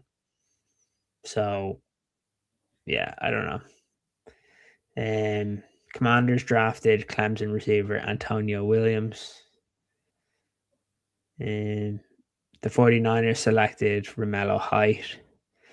But yeah, I don't know. It's a weird one. But yeah. Here's some splits right here. Komet played 768 offensive snaps, which was 66.55%.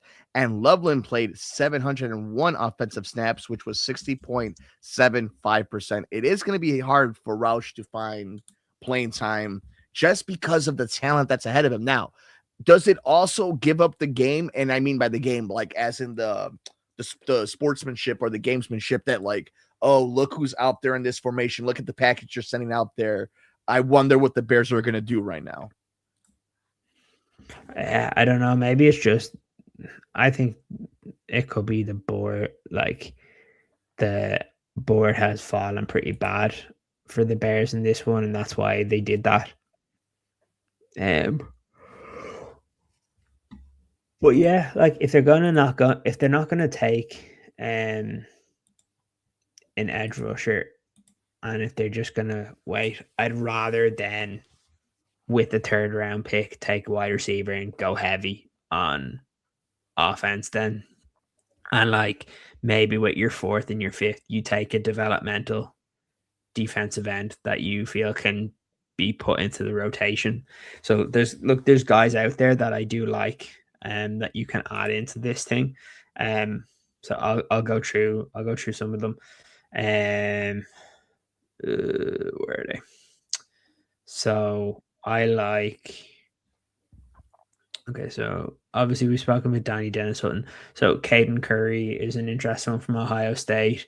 Mason Rager, I mentioned him. Max Llewellyn from Iowa, and there's other guys like I think I did in my actual reports and not just my rankings. I did way more.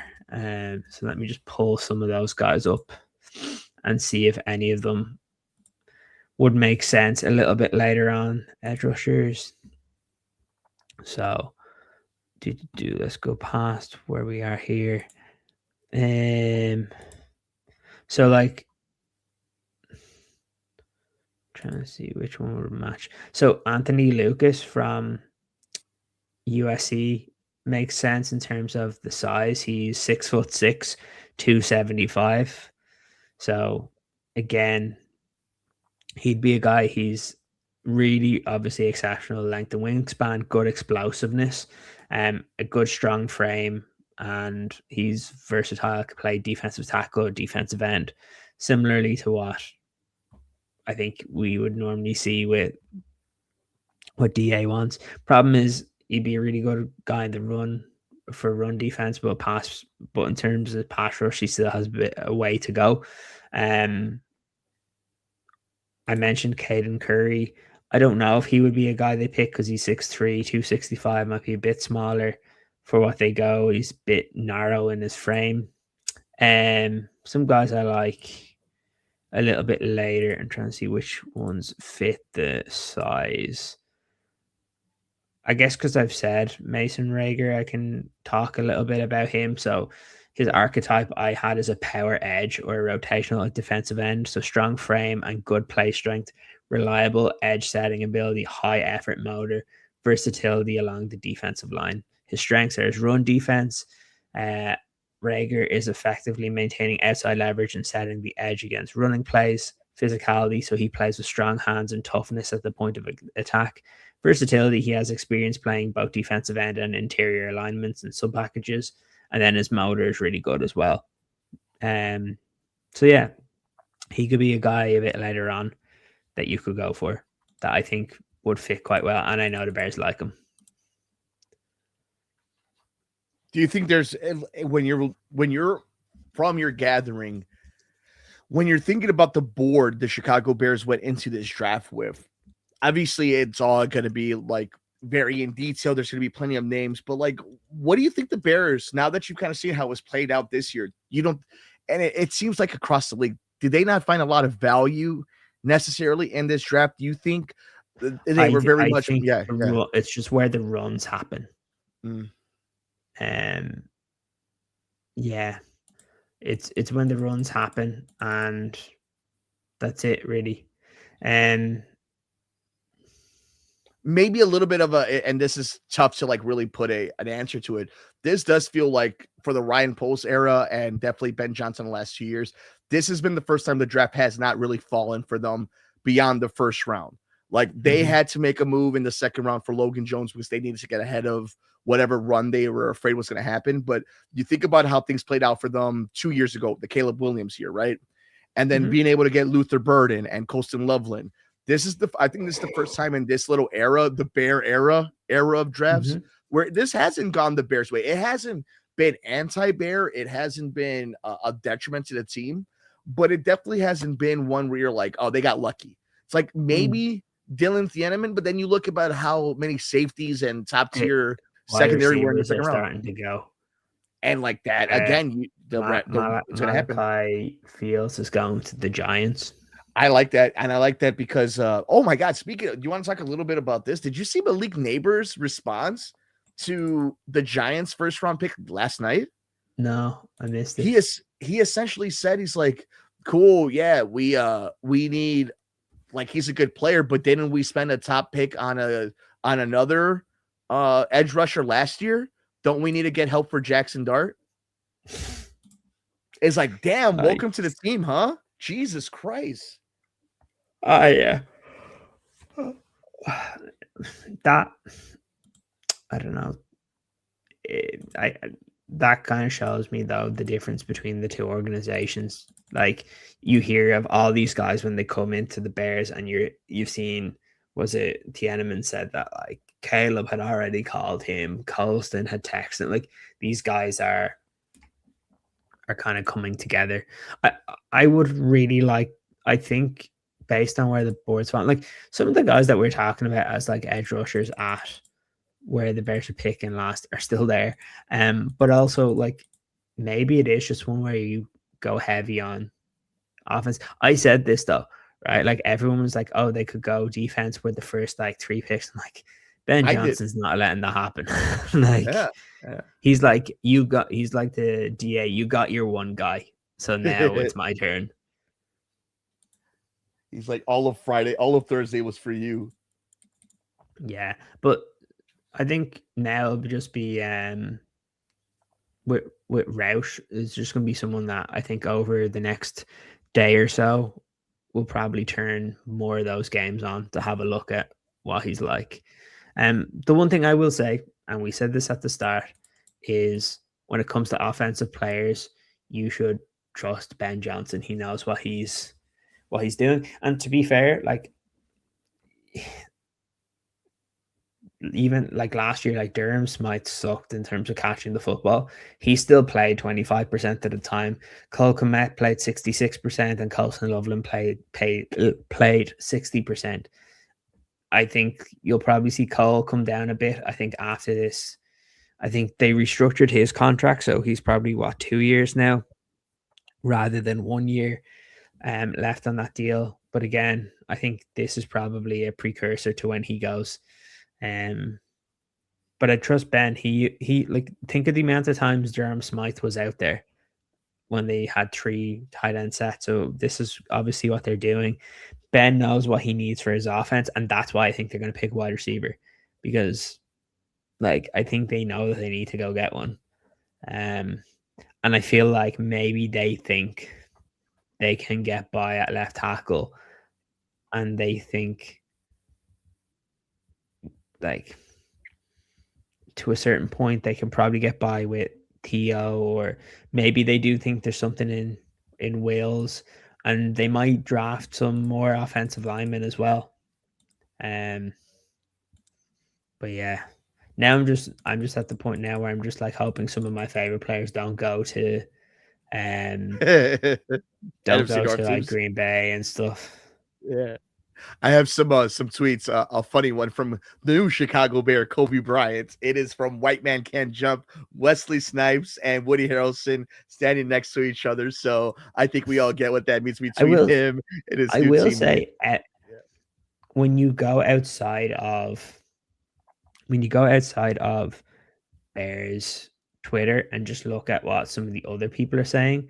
Like one person goes, this football analysis YouTube guy goes, the Chicago Bears are building a great football team. This is what it looks in real time. Then it was Matt Miller goes, so the Bears have Colston Loveland, Cole Kmet, and Sam Roush. 13 personnel is taking over the NFL. Can you stop? All right, stop right there for a second. Explain to layman's, myself, everybody that 13-man personnel. We've always seen the evolution of the many-man personnel, right? Like the different numbers as the years have gone on. Yeah. What does this mean? What is the evolution and trying to get ahead of that curve that maybe Ben Johnson is doing right now? Well, look, it's like we heard quite a lot about it's kind of just like your groupings, right? So for example, it's one that usually features running back, 3 tight ends, and a receiver. So that's kind of what it looks like. So the reason that they call it, I think the reason that they kind of call it is there's one running back plus, what was it? One running back, 3 tight ends, 1 wide receiver. So that's the 5 skill positions. You have the 5 linemen, the quarterback. So sometimes it's just been regarded as like heavy or jumbo, but like now, like it's just coming to like for ages. I think it was New England that started the 12 personnel with Gronk and Hernandez, and then suddenly teams are just seeing that a lot of these tight ends now coming into the league are so athletic when before they weren't. Before it was like you were a blocker or you were a good pass catcher, but now they're able to do both. So kind of some of the characteristics that you see from 13 personnel is very run heavy. But also when you've got a guy like Colston Loveland, you can kind of surprise teams with passing the football. But again, I just think there's more and more teams now that have multiple tight ends to do this because you can just get mismatches. Because like, think about it. If you're coming up, just use the Jets as an example. They took what you got the corner D'Angelo Pons, right? Yeah. They took him out of Indiana. If you have 13 personnel and you're going up against the Jets, that dude is 5'8". And if you have 3 guys that are like 6'6" or 6'7", like just think of how the Bears almost beat the Rams. Caleb saw Kmet on a smaller corner and just launched it to him. So I think it just gives Ben, he probably needs this because it's a major facet to his playbook. And when you lose Durham Smythe, now I think that was just like a stopgap.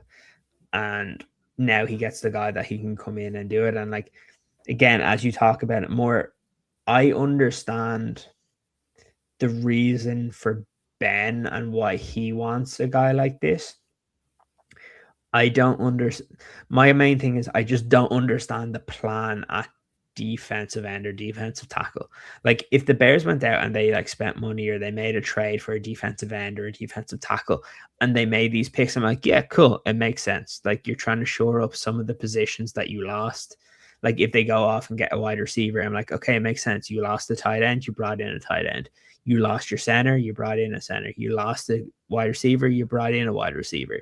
Like you're trying to build from that. You lost your 2 starting safeties. You signed one in free agency and you drafted one in the first round. You haven't lost anybody on the defensive line, and that's the difference, right? Like you have everyone back and like nobody left. They're all under contract. So like you're probably looking at somebody as a rotational guy that's not going to play a load this year, but is good enough that can take over next year. And maybe it's guys like Austin Booker have to develop a little bit, and Shamar Turner needs to develop, and you get a little bit out of them. You kind of have to hope that that's the case, but you can't rely on that. So we'll see. Oh, cool. The I have a Steelers took yeah, Drew Aller. So yeah, they from got their Penn quarterback. State. That's cool. So he doesn't have Please to leave leave. Aaron Rodgers. Yeah, and please, The Aaron Rodgers, Miami feel free. You can leave. the Miami Dolphins took Caleb Douglas. I'm Yeah, surprised he went at that point. I have a quote for you from Bears director of player personnel, Terry Kozo. I always pronounce it wrong. It's on the third round selection of Sam Roush. Quote: "The more, the merrier." In that tight end room, now you got 3 versatile tight ends who can do a little bit of everything. And that goes to your point, right? It's like it's that new package deal. But you know what? It's so funny, right? Because it's little mouse, big mouse, like who has the bigger wallet? It's the mouse in the house game that Stacey King says all the time here in Chicago. It's like, yeah, if you're in the goal line, right? And you have a 5'8" cornerback trying to do something with Colston Loveland, who's gonna win that battle all the time? And I got a question for you. And it has to do with the quarterback for the Chicago Bears, Caleb Williams. Does bringing him weapons like the size of tight ends, having these 13-man personnel, is it for the way your quarterback plays, the way his size, the way he looks over the offensive line, the way he moves the pocket? Is that a factor that maybe myself and other Bears fans are taking into account? Yeah, like it is. Again, this offense predicates on getting guys open, and they have a mixture of different players here. And I think that what they want to do is just keep adding to it so that like one person comes in when someone goes out and you don't fall off. I guess I was just going to read my scouting report on Sam Roush. So the production, so he had 49 receptions for 545 yards and I think 2 touchdowns this year. I had him as a prototypical wide tight end build. So size and physicality, high level blocking ability, functional receiving skills. So he profiles as a three down inline tight end with immediate run game value and developmental upside as a receiver. He was a 4-year contributor at Stanford. He was second team All ACC in 2025. But he did play in a struggling offense because there was a lot of inconsistent QB play. So maybe there's a little bit extra that you could get there. His strength, so inline blocking, is his elite trait. So one of the best run blocking tight ends in the class. He's like an extra offensive lineman. So he's effective in zone schemes, like we said. Size, he's 6'6", 267. He's explosive for that size. He's not fast, but he has a 38.5-inch vertical, 10.6 broad jump. He has rare lower body power for 267 pounds, and he shows up as like initial burst and like a blocking pop.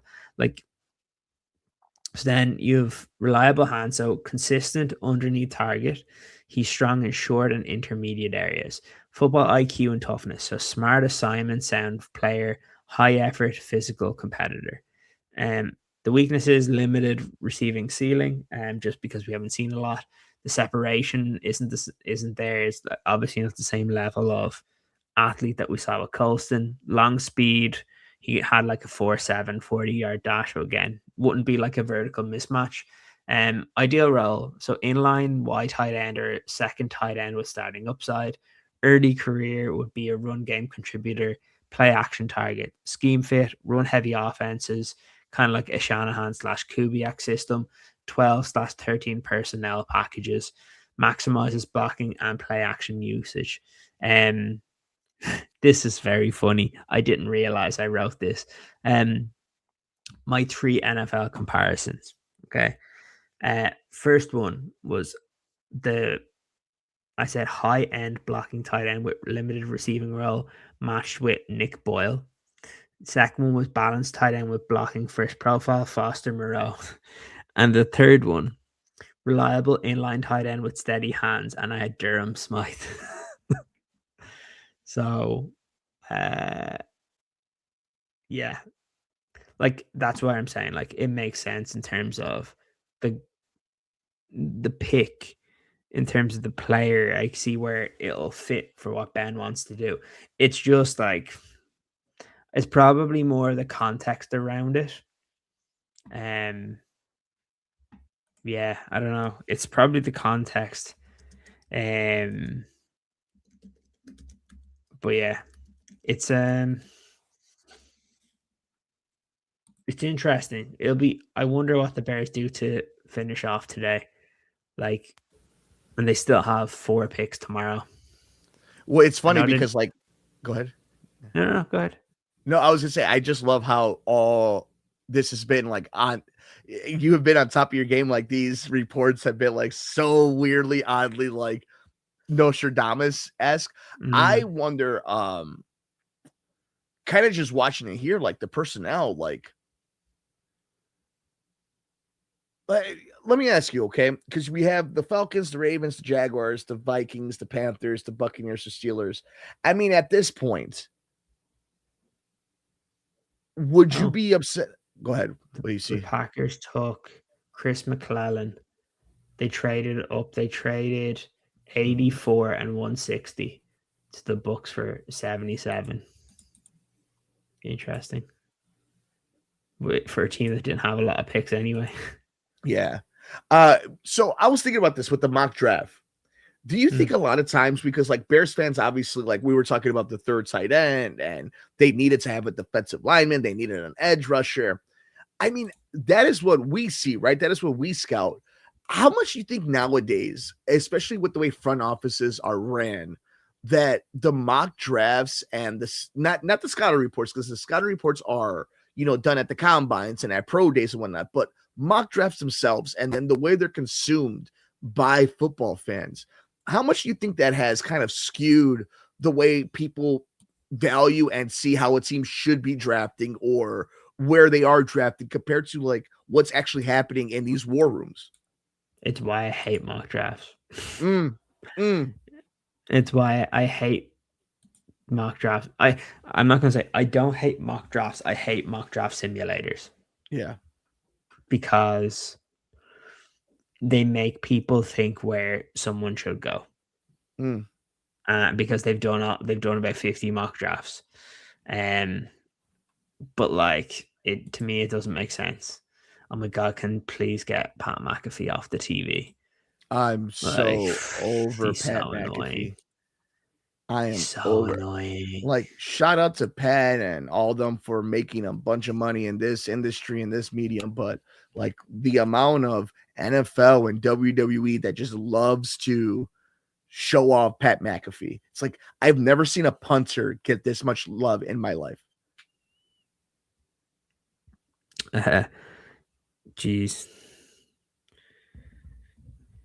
One of my friends was like, one thing we can confidently say is that Ryan Paul sucks in the third round. 2022 Velus Jones, 2023 Zach Pickens, 2024 Ciaran Amagaji, 2025 no third round pick, 2026 Sam Roush. I mean, history won't be on his side, but let's hope this is the Ben Johnson effect, right? Yeah, hopefully. Look, nothing you can do. They made the pick, so we just gotta look. And the interesting thing is the guys that I was talking about for the Bears at 69, like we're at 79 now, and they're still available. So you never know. They could end up just drafting, and that's why I'm saying like all these guys are so like close together at this point.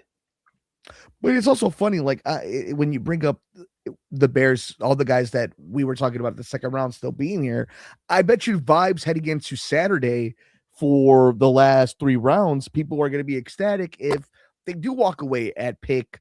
What pick are they going to be at? Pick 69? No, they already had pick. It would be pick 89 at pick 25 in the third round. If they end up walking away with someone on the defensive line, every Bears fan is going to go to bed happy. They may not even know the name, the school. They may not know the player profile. They may be discovering him for the first time tonight in about half an hour.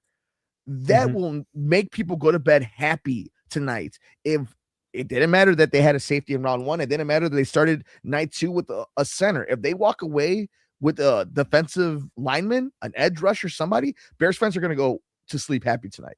That's how like critical if it the is. Bears end up, I bet you if the Bears end up drafting Grayson Halton or Donnie Dennis Sutton here at 89, people will be like, "Oh, that's cool, that's fine." Yep. And they'll be happy about it because these were guys that they wanted in originally anyway. So Zachariah Branch went to the Falcons. You know, the whole concept, like the philosophy of the defensive end, is kind of the same way I feel about bullpens in Major League Baseball. They're so volatile.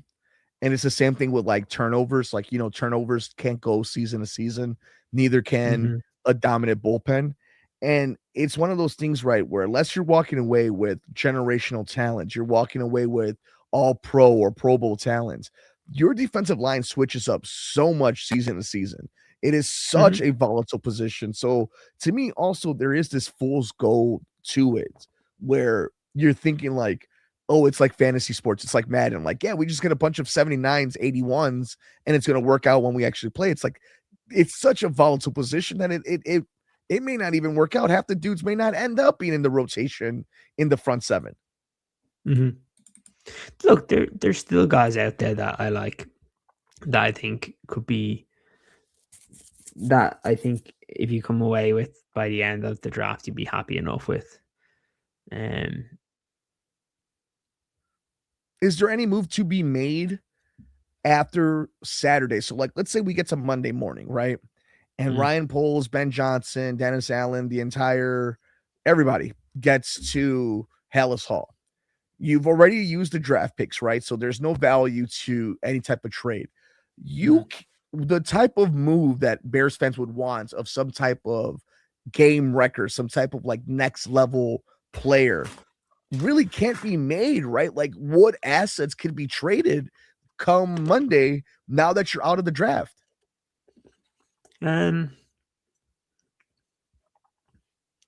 Like, you can still trade for 2027, I guess. But like, okay, let's say you really wanted, you know, not a player like Thibodeau, right? Like, that's a certain level, but let's go into the fun realm of a Max Crosby, right? If you're the Chicago Bears and you want somebody like that type of impact player on your defensive line, you really can't make a move on that type of level after yesterday, right? No, they won't trade him. You're either having to bring in a veteran or someone who's on like a last year of a deal, like a Kayvon Thibodeau, where a team just has too much at that position, or you wait until cut down, or you wait for the next couple of days, because teams that draft young edge rushers sometimes release other veterans that are costing too much money.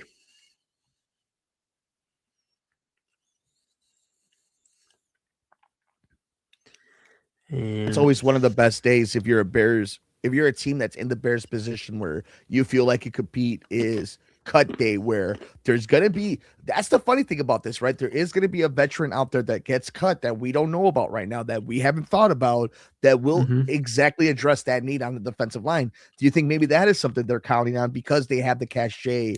I actually don't think they're counting on any of this. I think maybe it is true that they like some of the guys that they have, and it got affected by injuries. Do you like the guys they have? Do you like Austin Booker? Do you have? Yeah. No. I like Austin Booker as an edge rusher. I don't like him as a defensive end because he gets pushed around too much. Like, he's good. I think he's decent at rushing the quarterback. Like, he's not bad, but he's like, he should be like your third guy. But that's not what he is. So yeah, it's an interesting one. Look at it, right? Like what? Javon Dexter, right? Montez Sweat obviously is the guy that you lean on. Billings, what was the injury status on Billings? I'm trying to blank. It's been 3 days of draft talk. I think he got injured, but also I think when he was injured, he gained a lot of weight, and they were like, Right. "Yeah, sorry." Yeah. So it's not as if, and this goes back to my thesis of this entire 3 days, whether it was the mock draft on Wednesday, yesterday, first round, then tonight, it's like the defense, and it doesn't matter how much leeway and leash we give them. I needed to be shown that you were addressing your most important need, your most glaring need, and they did not do that. Now, it is still early in the offseason. There's no panic. It is just one of those things where, like, when you leave a good movie and you leave on a cliffhanger, it's like there's some good stuff here. There's some stuff that you, I, and EJ are going to have a great time talking about over the next few weeks heading into summer. But until you address your biggest need, I'm still going to be wanting more. And it sucks, but that's a good place to be in. And you know what? I think it's fair. Like, there are fan bases, there are fans out there that give people a hard time for demanding a certain type of level of competency and you want to see some type of winning. I think that a demand like that wanting more, wanting to shore up a weakness is a good thing because you believe this team could win. You believe this team could do something, whether it could be from a music band to a Fortune 500 company. Like, if you believe that they can do something great and they're just a piece or two away or whatnot, it is good to have expectations. It is good to have pressure. It is good to demand these things. And if they don't answer it, it's good to hold them to it. I think it's also important to be patient when they've earned a little bit of leeway. That's it. Especially Ben. Like, it's the last couple of picks have been pretty interesting. So obviously we said Chris McClellan for the Packers, defensive tackle. AJ Halsey went to Indianapolis. Then Zachariah Branch, we saw that went to Georgia, from Georgia went to Atlanta. Oh, so he doesn't have to move. Jacoby Lane, then the wide receiver out of USC, went to the Ravens, and then Albert Regis, the defensive tackle from Texas A&M, went to the Jaguars. So now the Minnesota Vikings are on the clock. What do you think they do just in general? I mean, we were talking about trust, right? Like, a head coach to trust is someone in Kevin O'Connell like them. It's a awesome franchise. Haven't won a Super Bowl, oddly enough, right? Yeah. I mean, it seems like a safe pick. Speaking of the Vikings, it's always funny when you talk about teams that never won a championship. Like, I think about just some of these like big organizations. Is there an organization that you ever think about that like you feel has championship prestige, but when you actually look at their Hall of Fame, you look at their banners, they don't have a lot? Like, who I'll go with, and it just because they share a state with a team that does have a bunch of Super Bowls, are the Eagles. So the Eagles have 2 Super Bowls, right? 2 modern ones, but I always feel as them as being like this prestige winning franchise, and they have 2. I mean, more than the Bears, but like same thing. Another one is the Dolphins. Dolphins always feel like you would think with Dan Marino. That's my one. Marino's an interesting one, right? Yeah. But yeah, it's funny. The only Super Bowl team from that Dolphins era is the one team that is undefeated, right? The 76, 72 Dolphins, whatever year it is. So even they get a little credit. Getting ripped apart. Why? What did they do? So someone was like, the Jaguars are picking via analytics or something. They have to be, because that's 2 prospects in the 150s to 170s going in the top 80. Well, we know who the owner of the Jacksonville Jaguars is. I mean, all you got to do is look at Tottenham and how they run their organization over in Europe. Like, Shad Khan is a smart man, and obviously local ties here with the University of Illinois. And his son Tony Khan owns AEW Chicago, one of the unofficial homes of AEW, but their home is in Jacksonville, home of the Jaguars over at Daily Plaza, Daily Center. That totally looks like an organization, a front office that would try that. Remember, when I used to phrase the smartest team in the room, and sometimes I put it on the Bears because it feels like that. They are organization. That is a dude who sometimes feels like he is trying to be the smartest man in the room.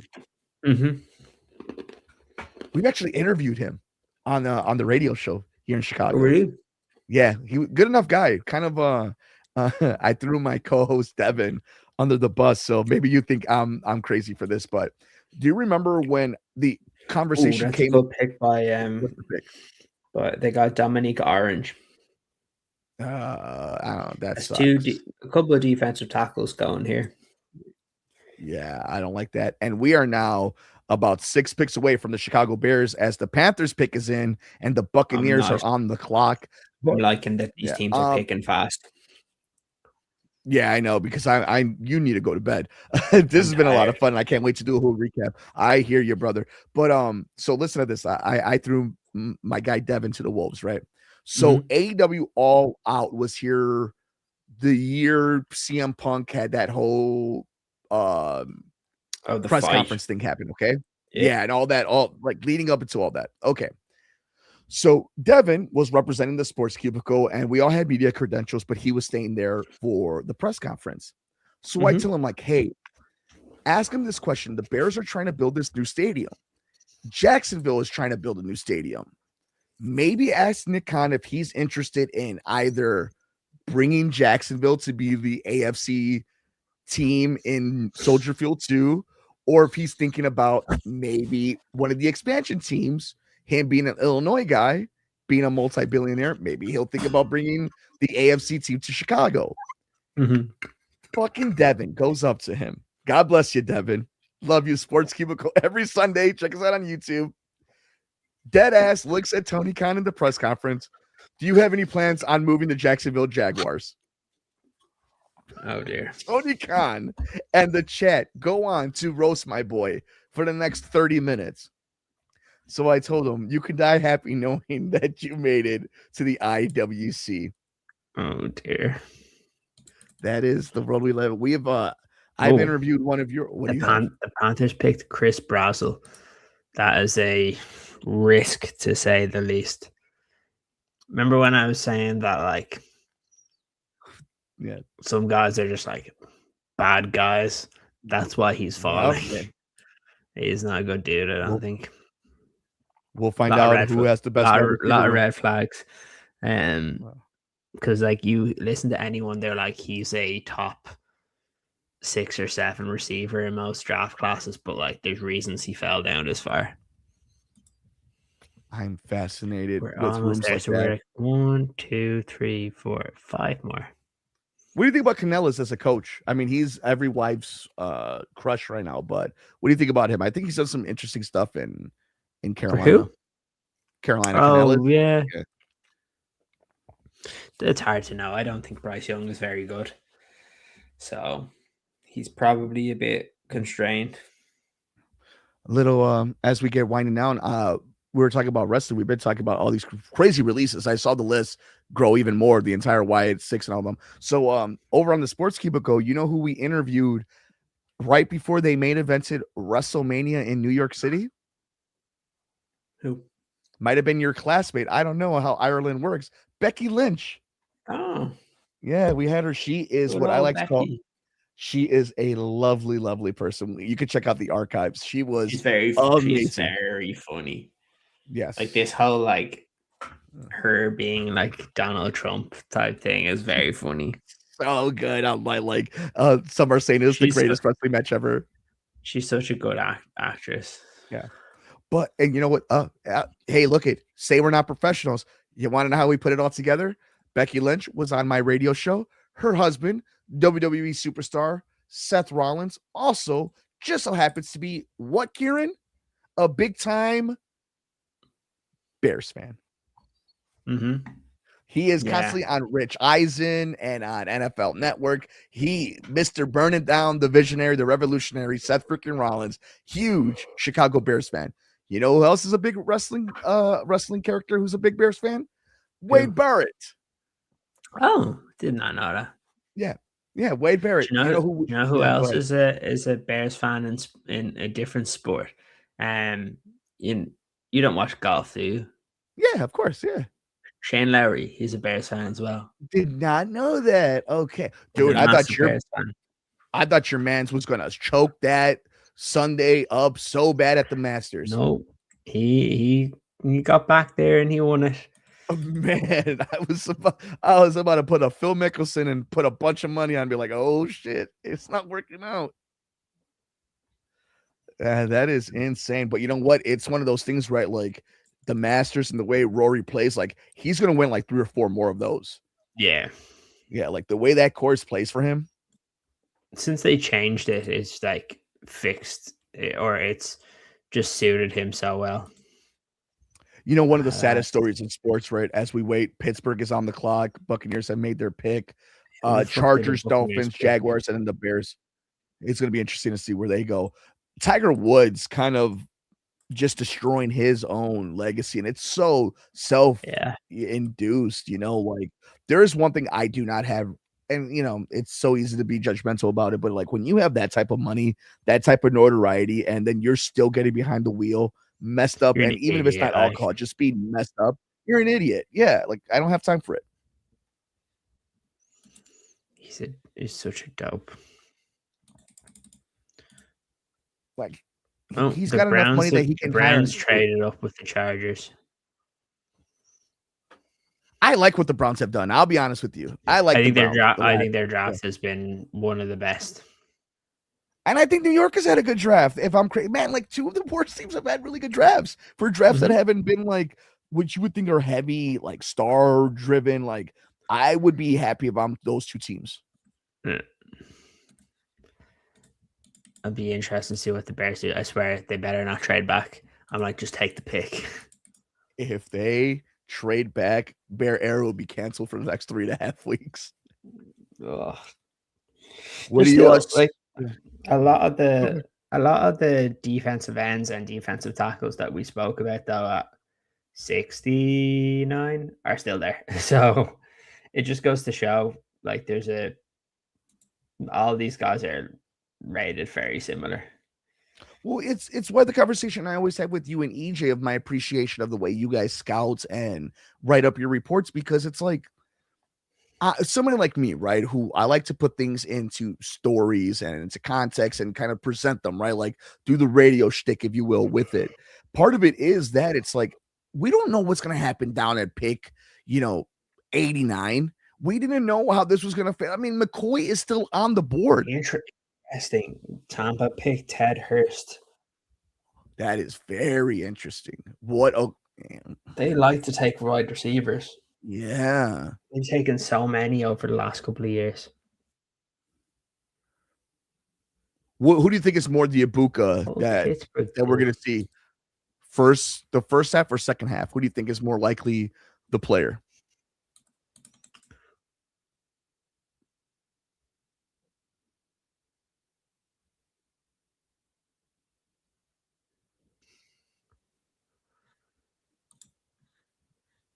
Because I think my thinking with Tampa Bay is like, you obviously have lost Evans, right? And then Godwin's still there, and Ibuka, you're hoping is the truth. But like, what is more likely for it to be the truth? And then Jalen McMillan. Yeah, McMillan. But the problem is Godwin's old, so it's really McMillan, Tez Johnson, and Ibuka. So it made sense that they added to that. Do they like OJ Howard there? I think he's gone, right? Is he gone? Because then it's just Kate Otten then, right? Or do they go somewhere else?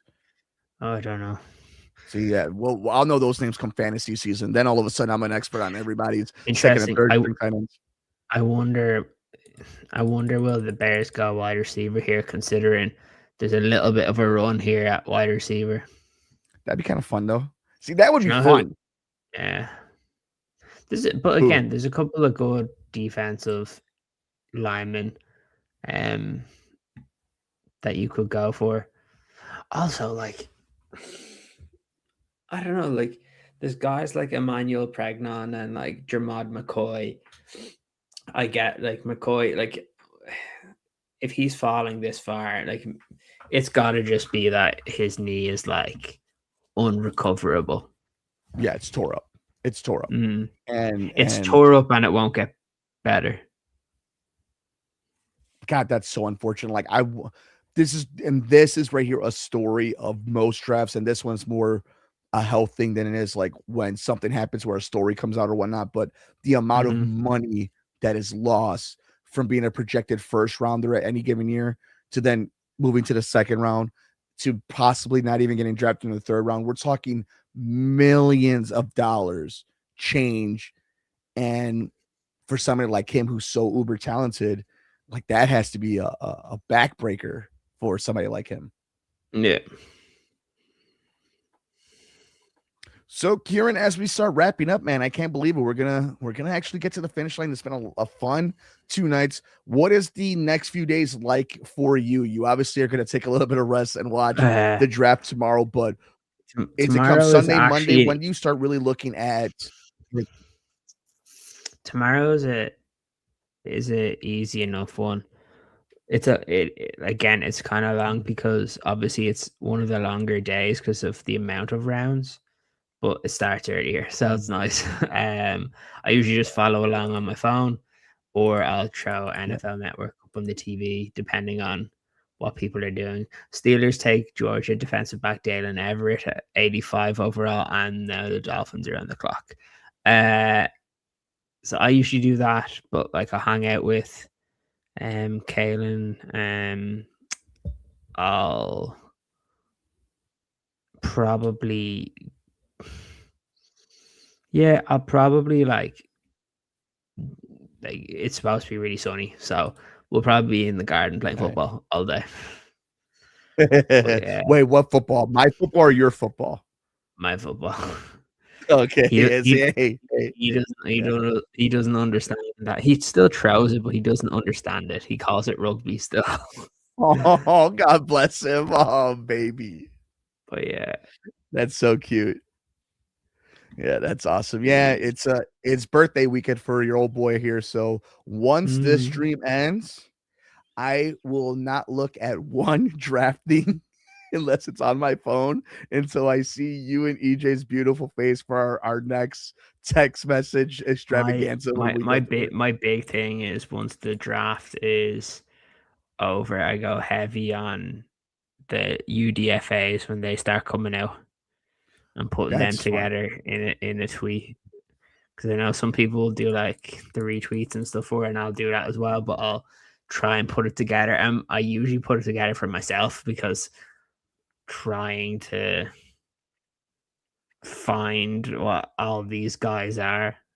So I usually like doing that and seeing who's left. And as we saw last year, like we we had UDFAs that made the team. So we're nearly there with the Yep. Bears, because the pick is in for the Dolphins. I'll tell you this, for me, I think the next big thing Bears stuff I'm going to be covering is everything to deal with Soldier Field too. What's going to happen at Yeah. Arlington Heights, what's happening at What's Wolf gonna Lake, happen, do you like think? here in the city. I think it's going to be Arlington Heights. Like, look, they paid $200 million for that plot of land. It with these tariffs and everything that's happening with the Middle East and gas prices, construction's only going to go higher. Work and workers are only going to be more expensive. Every day, this team, this franchise, this state waits to put shovels in the ground. It becomes more expensive, and the only people who are going to pay for this at the end of it are, of course, the taxpayers. So all you're doing is making it more expensive and wasting everybody's time. At this point, put the damn thing under construction. You own the land. And this is the truth, right? And anybody who knows politics within Illinois and Indiana, Illinois is already at the finish line. They are just doing the unnecessary BS that happens in Illinois politics. But the difference is compared to Indiana, Indiana will fast track everything, but they are so far behind the game. This is an easy moment where the McCaskies rushed to make a decision and they bought a plat of land. Then they hired Kevin Warren. Kevin Warren said, wait, you didn't negotiate. You didn't go out and buy. You didn't talk. You didn't do any type of haggling. Mm. And they've done this run around for 2 years now. Brandon Johnson's probably going to lose his mayorship because of it. So nobody wins in this. Everybody looks bad. And at the end, for them to just play at Arlington Heights anyway. So I think at the end of it, yeah, by the time we're in Bear Era season 3, 4, 5, when we're doing The live shows in Bears location, are Yeah. Bears are on the clock because the Jacksonville's pick is in. Okay, here we go. They're on the clock. So yeah, I mean, I think I'll put it to you this way too. I don't know if Caleb Williams will ever play in the new Soldier Field. Really? I can't guarantee you that construction gets done fast enough unless the NFL says enough is enough. It's time to Bro. get this deal done. If Caleb Williams is going, he should be here for over 10 years. I don't know. Yeah, no, I agree with you. Yeah, no, Ciaran, it should be the biggest no-brainer. But when you're dealing with Illinois State bureaucracy, like, this stadium should be halfway built already. Ooh, that's a good how pick by the Jags. What is it? Oh, what did the Jags Emmanuel get? Pregnon. That is okay. Yeah, That's a good pick by them. Like, there's still still really good. I like that. There's still plenty of guys available, like Kyle Lewis at linebacker, Dennis Sutton, Chris Bell. Not going to say McCoy because, again, I just don't think anyone's taking him. Yeah. But yeah, who are some of the other guys that would be available? And one more gripe. I'm still upset that the Bears didn't get a contemporary pick. Continue. Yes. Who would be a good one? Look at man, I go to bed happy if they double down on offensive line or if they just finally get somebody that will be on the defensive line. If they get somebody on the line one way or the other, I'm going to go to bed. But you know what?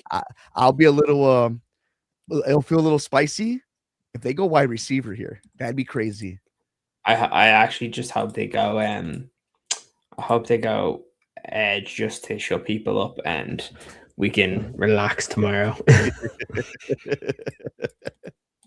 Enjoy the next day of I'm waiting to see.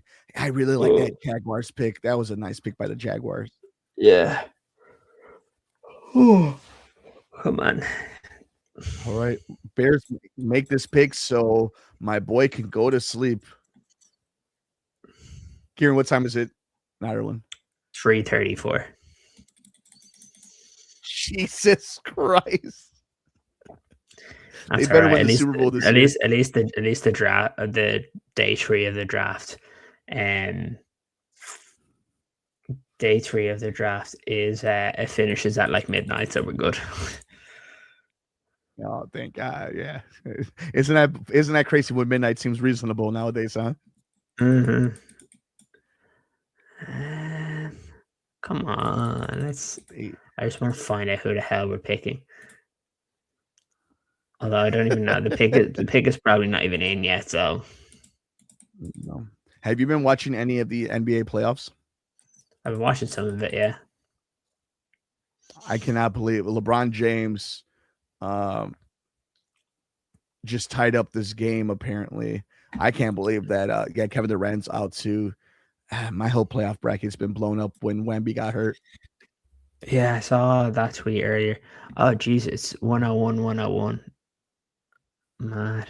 Yeah, so he came back. Yeah, so he tied it. Yeah. Also, shout out to any Cub fan watching us. 9 straight games winning. Isn't that crazy? They just tore up the entire NL East. Okay, I got the pick. Yeah, it is receiver. LSU receiver. Xavier Thomas. I like it. Hey, you know what? Remember I told you being a little spicy and sexy? Ben was just like, fuck you. I'm getting whoever I want. Oh my God. I cannot wait for us to wake up tomorrow, texting all 3 of us and being like, oh, the DMs are blowing up because they didn't get an edge. Yeah. Let me see. I'm going to go. Let me see. Can I find, because I didn't have him in my top 20. So I probably have a report on him. So let me just wide receiver. Yeah, while you're doing that, I mean, for me, it's really simple. I mean, obviously, just as a novice, not knowing a lot about it, Ben Johnson might have seen, done something happen. He likes this player. He's going to use this player. I trust him. Mm-hmm. This is one of those positions, right, where it's like, if it's on the offensive side, I'm going to let him. This is an interesting one because even on, I didn't have one of it, but even on what you call it, on Dane Brugler's one, he has him as like a 7th round grade. Yeah, see, So that's yeah. a weird one. All right. Well, on that note, Ciaran, I'm gonna let He's like a you. Yeah. gadget roll type guy. Okay. He's like a smaller guy. Yeah. So I think, look, we'll end it on this one, right? Because it Who was, knows? yeah, that's definitely one of those we'll see type of picks. So it's late. This has been a lot of fun. You are a trooper for doing this. We're gonna leave it for on you, okay? With the 4 picks that we've seen, how are you feeling heading into bed after 2 nights of the NFL draft for the Chicago Bears? Pretty good, like decent enough. Like again, just get some good players. I think I'm surprised at how much offense it's been, but yeah. I'm with you. Um, It seems really safe, and if this nothing guy else, just I'm just looking at on NFL Network. This guy just looks like it's just like full speed, and that's it. he's all gas, no brakes with it. With that, we were all gas, no breaks with it for the last 3 days. 3 days of live streaming here on the Bear Era podcast. 6, 7, 8 months of scouting and mock drafting for Ciaran and EJ, and it all has come down to finally ending our draft extravaganza. Ciaran, this has been a lot of fun. It's always my favorite time in the sports calendar where you and I, for 2 days, get to sit down and chit chat and watch some dreams come true for some young players.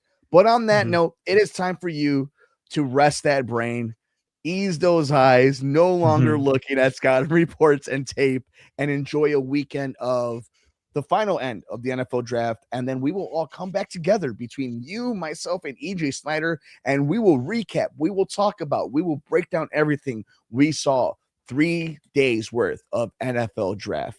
Ciaran, thank you so much, my friend. I can't wait to do it again. Is there any last words for the peoples? Let's just hope they pick some guys that others are happy with tomorrow. I'll have to do some. I think just trust in Ben for the offensive guys, and we'll see what they do on defense. But as we can see, Ben is in control because they've taken 3 offensive players and 1 defensive player when we thought it was going to be a defensive draft. Thank you, everybody, for joining us here on the Bear Era podcast. Sincerely, from the bottom of my heart, thank you to Ciaran and EJ Snyder. It's always such a pleasure, and we are so proud of our community and the show that we've built. And we thank you for letting us be a part of your night with so many different channels that you could be at, so many different ways you could watch it. We appreciate it that you made us a part of your night. Thank you to everybody who had to listen to our nonsense in our respective houses. And more importantly, thank you, Ciaran, for all the amazing work you did for our streams these last 3 days and these last 2 nights in the NFL draft. On that note, go get some rest, my friend, because that'll do it for us on this edition of the Bear Era podcast as we watched along night 1 and night 2 of the NFL draft. For EJ Snyder, for Ciaran Hall, I'm Mike Mercado. Please take care of yourself and each other. We will see you next time right here on the Bear Era podcast. Nice.